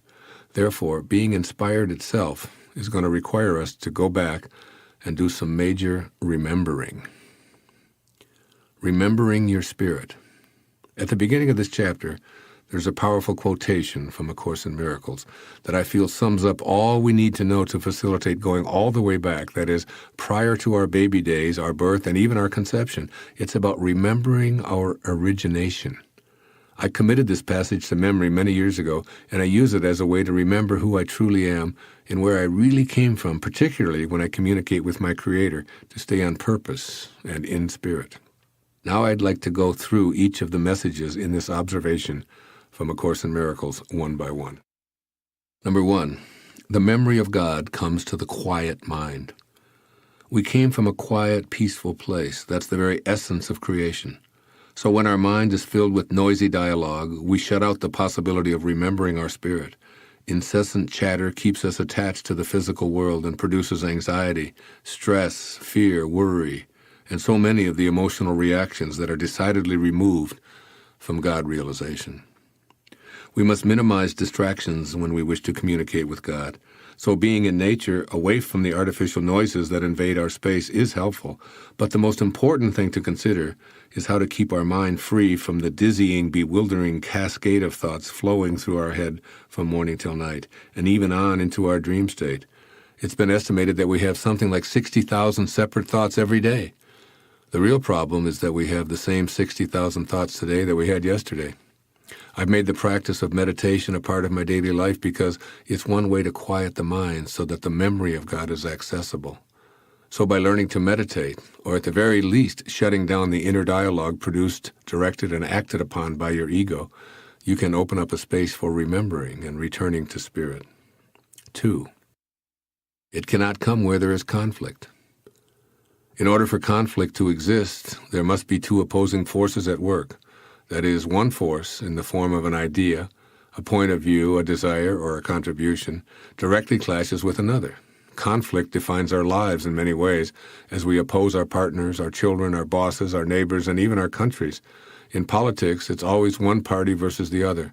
And the entertainment industry portrays battling points of view that are usually turned into violent scenes. Essentially, conflict requires two-ness. However, remembering where we came from involves our returning to the oneness of being in spirit. After all, there are no battling powers in the divine realm of spirit. There's only perfect oneness. And this is what we want to rejoin. We want to become one again with our Creator, and we can't retrieve this memory of God with a mind in conflict in any way. 3. For a mind at war against itself remembers not eternal gentleness. The second part of this teaching from A Course in Miracles reinforces that a combative mind cannot remember where it once resided in eternal gentleness. Obviously, you can't wage war and simultaneously focus on peace and gentleness, and it is eternal gentleness that you want to remember and rejoin. It's really quite simple to do this. Just close down the battlefield and surrender. Remove all of the artillery, send the soldiers home, and replace the instruments of war in your mind with thoughts of peace, tranquility, and surrender. Making your mind a place of peace is achieved by your own will. So steadfastly refusing to have thoughts of conflict allows you to activate the glory of remembering your spirit. 4. The fourth part of this quote. What you remember is a part of you. Every memory I have is me. What a glorious feeling it is to know this. We each have the power to retrieve any piece of ourselves that we desire and to experience it right here, right now, in this present moment. The great Danish theologian Søren Kierkegaard once observed that life can only be understood backwards, but it must be lived forwards. In other words, if we can't go back and remember the spiritual bliss that defined us before the beginning, we've really abandoned a part of ourselves. As we move into communion with God, we must know that our inability to remember our spiritual origins is another way of really saying, quote, I'm unable to know myself because I have no recollection or memory of my spirit. Unquote. In fact, the corollary of this line from A Course in Miracles that we're processing right now would be, what you don't remember is not a part of you. In other words, if we fail to remember spirit, then obviously it isn't a part of us. And 5, for you must be as God created you. As you communicate with your source of being, know that you're awakening a part of yourself that's just like God. In fact, you ought to try to approach communication with God by being as closely aligned to the way that you were created as possible. That is, by becoming a vibrational match to the all-loving Creator.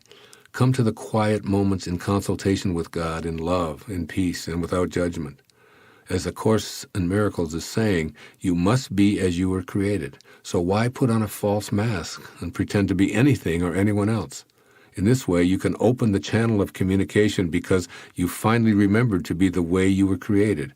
And that's the key to effective prayer. And as Gandhi once said, prayer is not an old woman's idle amusement. Properly understood and applied, it's the most potent instrument of action. And 6, let all this madness be undone for you, and turn in peace to the remembrance of God still shining in your quiet mind. Let's take the 3 suggestions in this teaching one at a time. First, A Course says, let this madness be undone. The madness here is that of living in a state of conflict.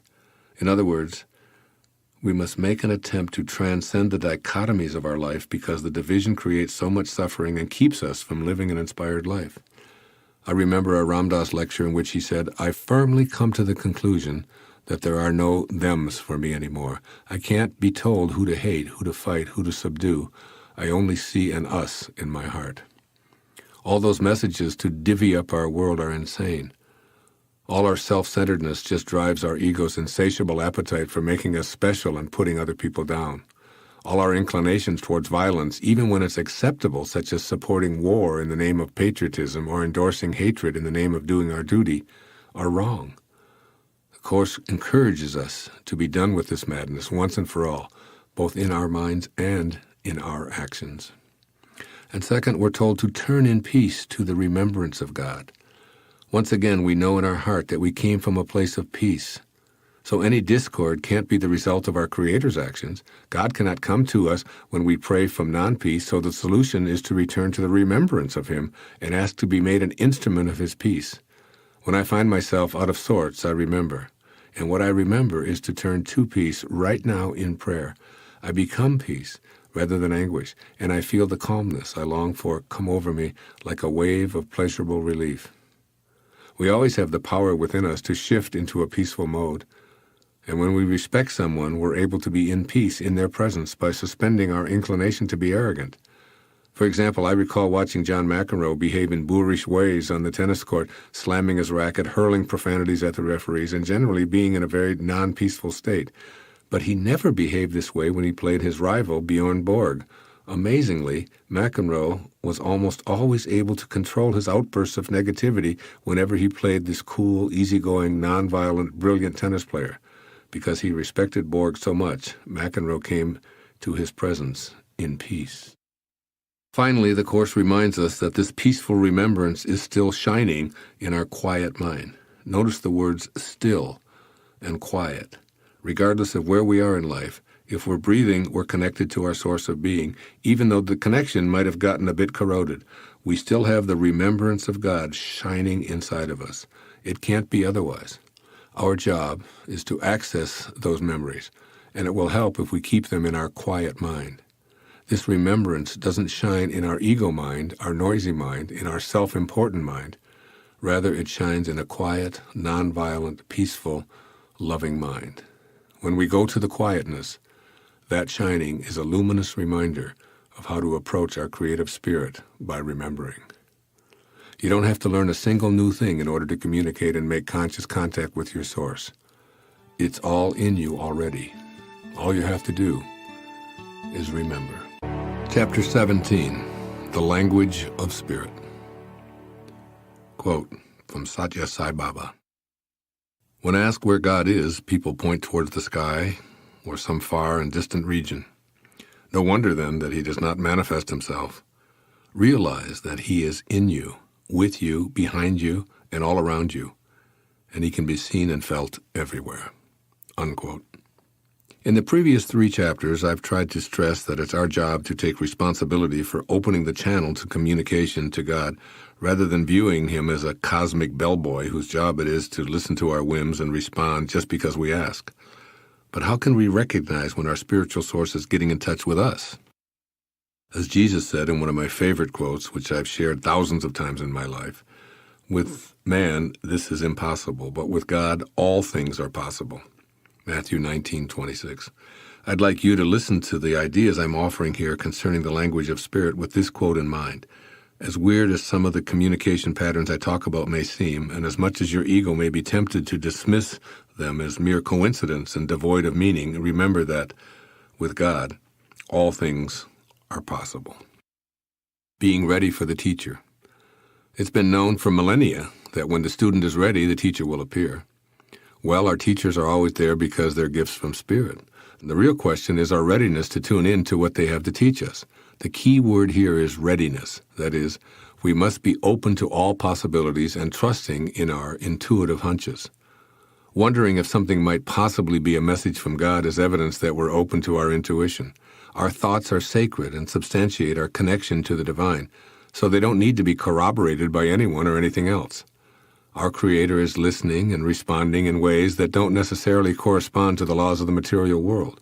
That is, we won't be hearing from a physical source that's aligned with cause and effect, the laws of physics, or even what we believe is possible. It's our job to do all that we can to vibrationally match to that spiritual energy. We were once perfectly together with our creative force, and now we're being called to come back to it. It's vitally important to be open to the language of alignment. Most of us need to begin the process by recognizing our tendency to discount such messages as mere happenstance. In an infinite universe, with an organized intelligence supporting it at all moments, there can be no such thing as accidents. For the rest of this chapter, I'll be offering some of my own hunches about how the all-knowing creative spirit communicates. Some of these ways fall into the category of inexplicable alignments, which means that there's meaning there, but our ego mind, chained as it is to its belief in the material laws it has always lived by, refuses to see the hidden meaning that's staring us right in the face. The 4 messages of alignment. For many years, I've felt what I considered to be the language of spirit speaking to me in ways that often defy my logical mind. These feelings are more than hunches and even go beyond intuition, and I sincerely believe that they've contributed to my living an inspired life. The following 4 examples aren't rules or laws that apply to everyone, but if they do work for others, I'll be even more inspired because it's my intention to be in a space where I'm able to give to others all that I know. I also offer these ideas with a constant reminder that when one listens to Spirit, all things are possible. And even though I'm offering them in a numbered sequence, they certainly don't conform to any linear arrangement. 1. Alignment of feelings. When I feel good, or God, I'm aligned with Spirit. As I tell my children, we must rely on how we feel to determine our state of health, rather than seeking our answers in a medical printout full of numbers. Feeling energized, content, excited, and happy are better indicators of our health and well-being than having our bodily functions assessed by a distant laboratory. A positive, honest response to the question, does this or will this make me feel good, tells us immediately if we're aligned with our creative source or not. 2. Alignments with nature. Everything in nature is in spirit. It isn't spoiled by ego, nor can it ever be. So when nature speaks to us, we should listen intently. When a wild bird touches us, for instance, or a fish brushes by when we're swimming in the ocean or a lake, I believe that it's a direct communication from our source of being. Since these creations of God instinctively keep their distance, when they depart from their DNA patterns to actually contact us physically, I think we should pay attention. So be aware of episodes in nature that arouse spirit and kindle an inner spark of awe and admiration for you. You don't have to discuss it with another being. If it has meaning for you, it's valid. Listen to the winds, the critters, the clouds, the rains, and the oceans. Listen to it all. Indeed, nature has much to teach us, and it will help show the way. All we need to do is align with its perfection and note how it aligns with ours. 3. Alignment with events. Strange occurrences and seemingly inexplicable events may actually be our all-creating source lining up coincidences, in quotes, to teach us and show us the way. The reason we begin to notice all this type of aligned synchronicity is because we've tuned into it. The teachers have always been there, but now we notice them. And our noticing indicates a new level of readiness to listen to our ultimate calling. In fact, these alignments can take some really interesting forms. The same numbers showing up, for example. We awake precisely at 4:44 morning after morning and then see those numbers appear on the odometer, on the radio, as a checkbook balance, at the deli counter, and as an assigned number for a charity walk, causes us to ask, what's going on here?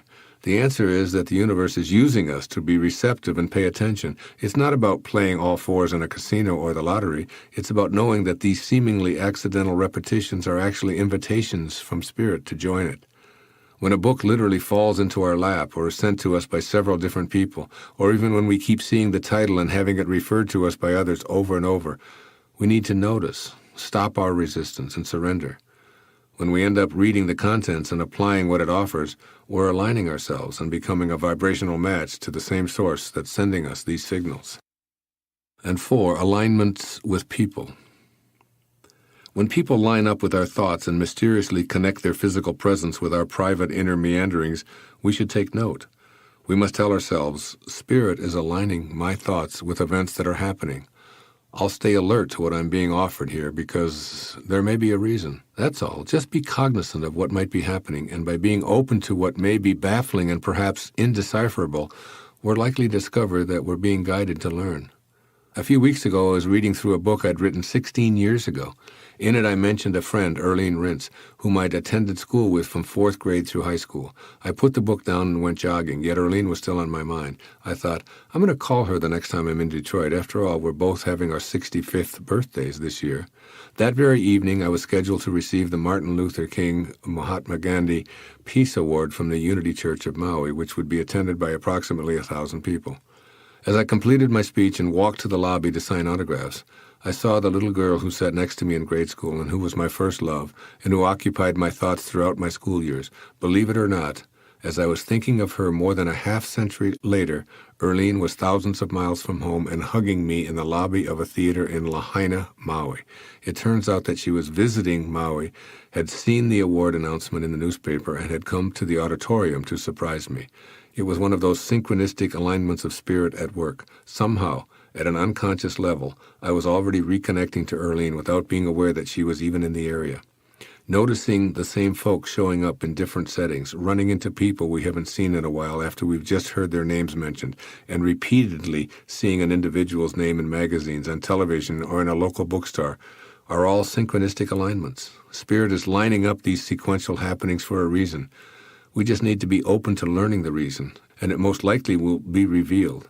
Perhaps it will be a dream or a sudden instant of eureka, or maybe it will become clearer when simply allowed. No matter how the message comes, we'll look back on it with a renewed insight and the benefit of no longer being closed-minded about such possibilities. What I know for certain within my very core is that there's no separation between us and all that we encounter in the universe. One of my favorite poets is William Butler Yeats, and here he perfectly sums up the ideas in this chapter. O chestnut tree, great rooted blossomer, are you the leaf, the blossom, or the bowl? O body swayed to music, O brightening glance, how can we know the dancer from the dance? You are the dancer and the dance, just as God is. In other words, those messages from Spirit are you if you feel them, because it's impossible to separate the dance from the dancer, the root from the blossom, and you from God. The only place where separation takes place is in your mind. But since you're now heeding your ultimate calling, you're right on your way to living an inspired life. Part 5. A personal look at inspiration. Quote, from A Course in Miracles. There is a way of living in the world that is not here, although it seems to be. You do not change appearance, though you smile more frequently. Your forehead is serene. Your eyes are quiet.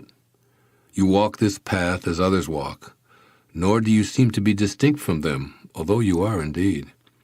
Thus can you serve them while you serve yourself. Unquote. Chapter 18. How Life Looks When I'm Inspired. Quote, give me a man who sings at his work, unquote, from Thomas Carlyle. And from Virgil, they can because they think they can. In this final chapter, I offer my own very personal view on how the world looks when I feel inspired. I'd like to acknowledge right from the outset that I don't live at this level of being in spirit 100% of the time. Like most everyone else, I occasionally have lapses and feel uninspired. Yet these moments have become rarer and rarer. In fact, it's difficult for me to recall a day in the past several years when I felt completely uninspired. What follows is a personal account of how I feel inside and what seems to take place in the world around me when I feel connected to Spirit beyond what I can share here in this program. The story of Jack. The same day that I completed Chapter 17 and read it over the telephone to my editor, Joanna Pyle, on Bainbridge Island, Washington, I had the most profoundly mystical experience of being in spirit in all of my 65 years. The photograph on the cover of this program is a recreation of what happened. When I finished up with Joanna, I went for my daily hour-long walk along the beach. But for some reason, I elected to take a slightly different route along a grassy area adjacent to the beach. I was recalling my friend Jack Boland, a Unity minister in Detroit, who crossed over about a decade ago. Jack loved monarch butterflies, often telling stories of how he marveled at these paper-thin creatures who migrated thousands of miles in high winds and returned to the same branch on the same tree where they first emerged from their cocoons. Before Jack passed away, I presented him with a beautiful paperweight containing a dead monarch that I had found in perfect condition. When he died, his wife returned it to me, telling me how much Jack loved that gift and how much he admired these amazing creatures who had such mysterious intelligence built into their brains, which are the size of a pinhead. Jack always told me to be in a state of gratitude, and he ended every sermon with this message to God: thank you, thank you, thank you. On 3 occasions since his death, a monarch butterfly has landed on my body. Since these creatures studiously avoid human contact, each time this has happened, I've thought of Jack and thought, thank you, God, thank you, thank you. Anyway, as I walked feeling grateful for having completed the second to last chapter of the book, a monarch landed on the ground 3 feet in front of me. I said Jack's magic words to myself, thank you, God, thank you, and felt deep appreciation for my life and the beauty of the day. The butterfly stayed right there until I approached it. Then it flapped its wings several times and flew away. Thinking of Jack and feeling a little bewildered and immensely thankful, I watched this creature in flight now 40 or 50 yards away. As God is my witness, the butterfly made a U-turn and not only headed in my direction, but landed right smack on my finger. Needless to say, I was shocked, but not totally surprised. I must confess that it seems to me that the more I stay in spirit, the more I experience synchronicity similar to this one. But what followed did border on the incredulous, even for me. This little creature became my constant companion for the next 2.5 hours. He sat first on one hand and then moved to my other hand, never even coming close to flying away.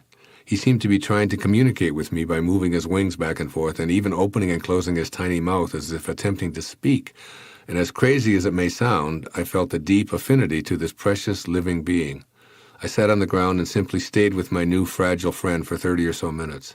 Then I called Joanna from my cell phone, and she was also stunned by the synchronicity, insisting that I somehow get a picture of this event.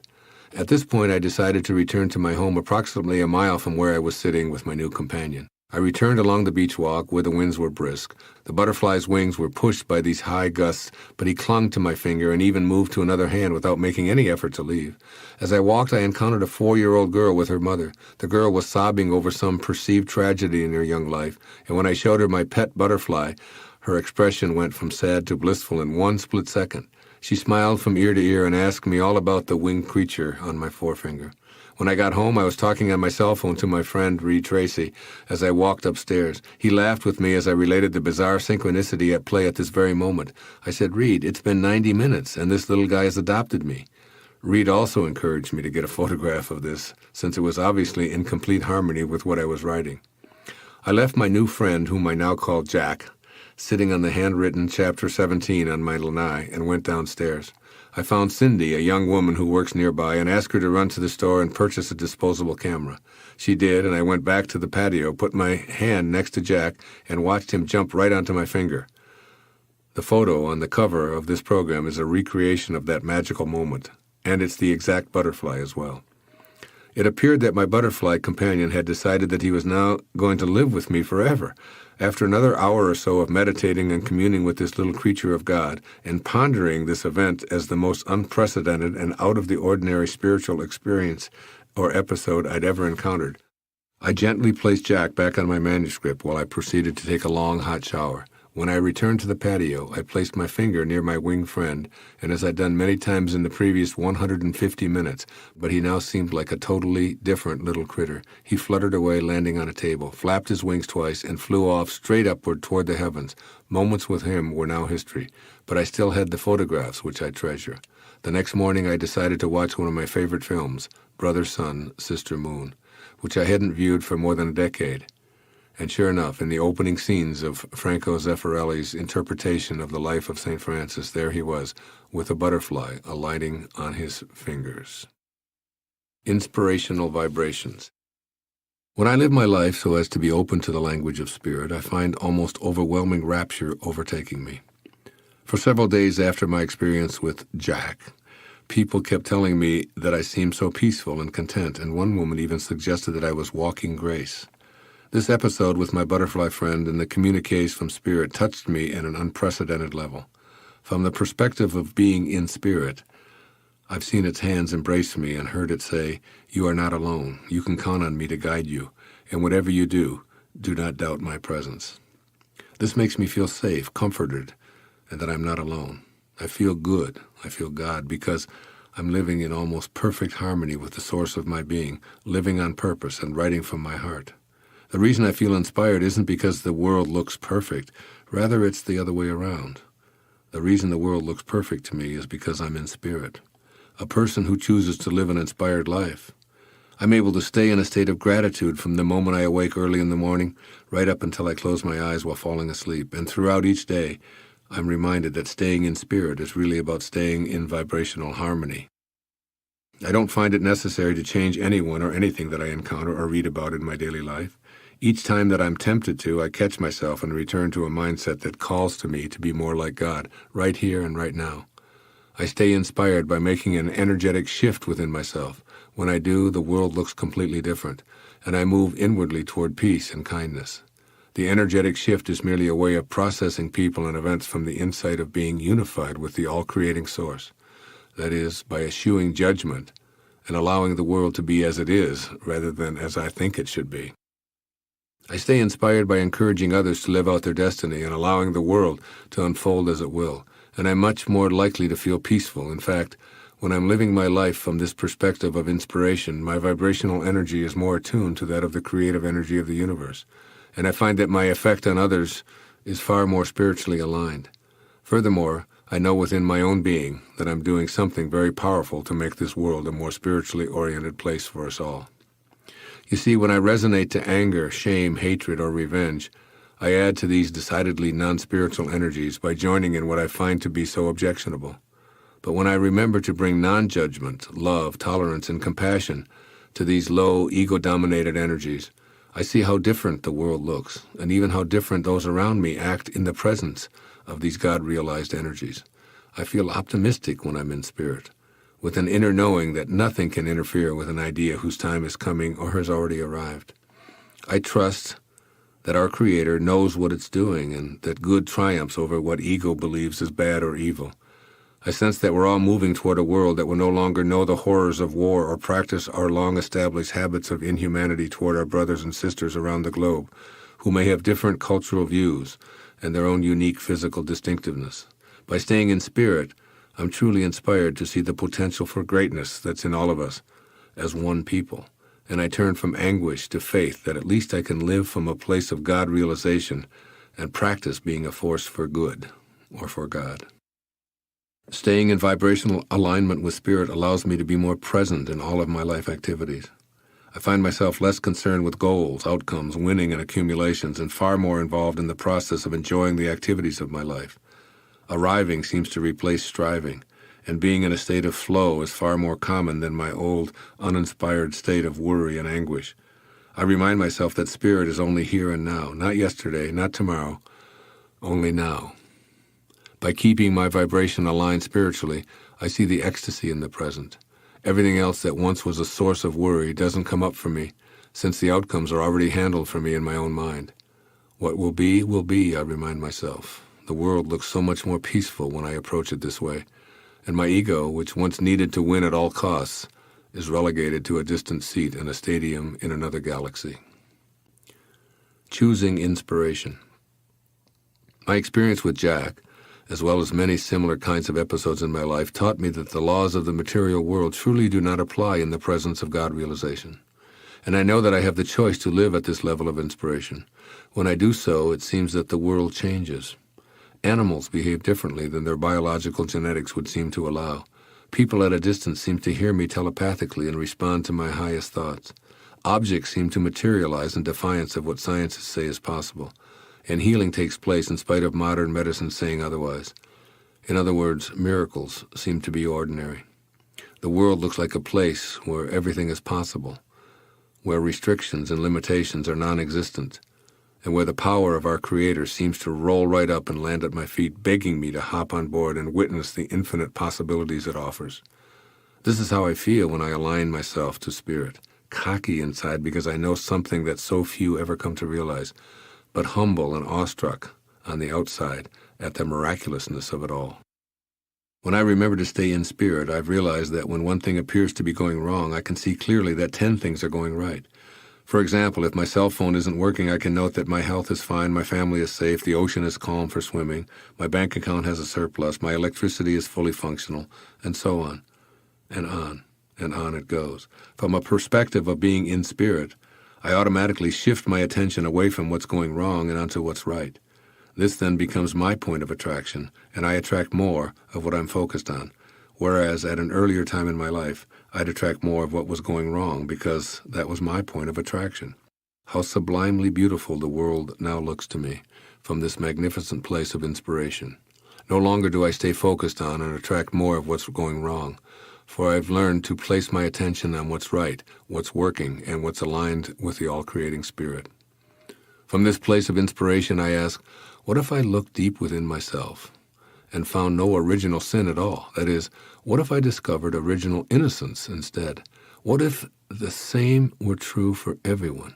I know that our creative source is one of good, and I also know that we must be like what we came from. Therefore, everyone, including myself, is a piece of God. We came to this world from innocence and love, not from a place of sin or weakness. When I see Christ consciousness in everyone, even those with whom I differ greatly, I'm able to feel good, to feel God. When I know that there's no original sin in anyone, I'm able to think like Mother Teresa, who told the world, "In each person I see the face of Christ in one of his most distressing disguises." When it is goodness that I look for, rather than sin and weakness, that's what I see. I then see goodness in the little old lady driving slowly in front of me, the elderly man fumbling with his change and delaying me at the cashier, the children squealing loudly as I'm attempting to concentrate on a book, the teenagers shouting along with their ear-splitting rap music, or the jackhammer operator whose deafening sounds fill the air with chaos. When I'm inspired, I see God realization, disguised as a minor blip, and the world looks fine, happy, and even peaceful. I remind myself of Rumi's sage advice: if you're irritated by every rub, how will you ever be polished? When I feel inspired, I notice how much zest I have for life and everything that I do. I play tennis with exuberance and without fatigue. I write from my heart. I feel good. I feel God. And this inner feeling radiates outward in all of my waking moments. Inspiration means doing what I love, and even more significantly, loving what I'm doing. It's my willingness to bring love and passion to the activities of my life, rather than looking for love to emerge from those events and activities. It's an attitude, and knowing this, I remember to pick a good one as often as possible. I know that being enthusiastic feels good, and I also know that I have the choice to select these attitudes at any and all times. By staying in spirit, these outlooks on life become second nature to me. By deciding to live an inspired life, I'm choosing to be in balance with a creative force that responds to my in-spirit thoughts. I'm also believing that I live in a friendly universe rather than an evil one, and feeling supported by it in a similar manner, being grateful for all that God sends my way. I'm not surprised when synchronistic events happen in my life. When I have someone on my mind who lives some distance from me, I actually expect that he or she will call me, and it occurs over and over and over. I know that thoughts are energy, and that those harmonizing with spirit will align to activate the creation process.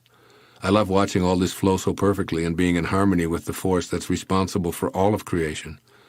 I know deep within me that I can participate in the activities of this force to bring into reality the manifestation of my spiritually aligned desires. Rather than hoping, wishing, and even praying for an outcome, my inner world aligns with the idea that what I desire is feasible and on its way. This kind of inspired knowing frees me from anxiety and worry. I affirm, it's on its way. There's absolutely nothing to fuss about. And I leave the time of its arrival into my life in the hands of the all-knowing, always creative spiritual source. I find that I no longer question the creator of the universe because I'm at peace with the timing of everything. I know enough now not to push the river, not to demand that the timetable of my ego be the same as God's. I know that by staying in spirit, I'm actually participating as a co-creator, and that the more I stay in this aligned space, the more it seems to speed up the process. I've noticed that ever since I've become more conscious of staying inspired, and all that this implies, the time between what I think and having it actually show up in my physical life has become shorter and shorter.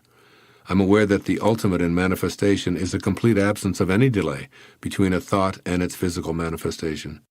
What's been called the gift of loaves and fishes is what true 100% God realization is. That is, think food and it appears. Think well-being for everyone and disease dissolves. While I know that this Christ consciousness is available for all of us, I have many more glimpses of it as I stay more in spirit. Singing my song.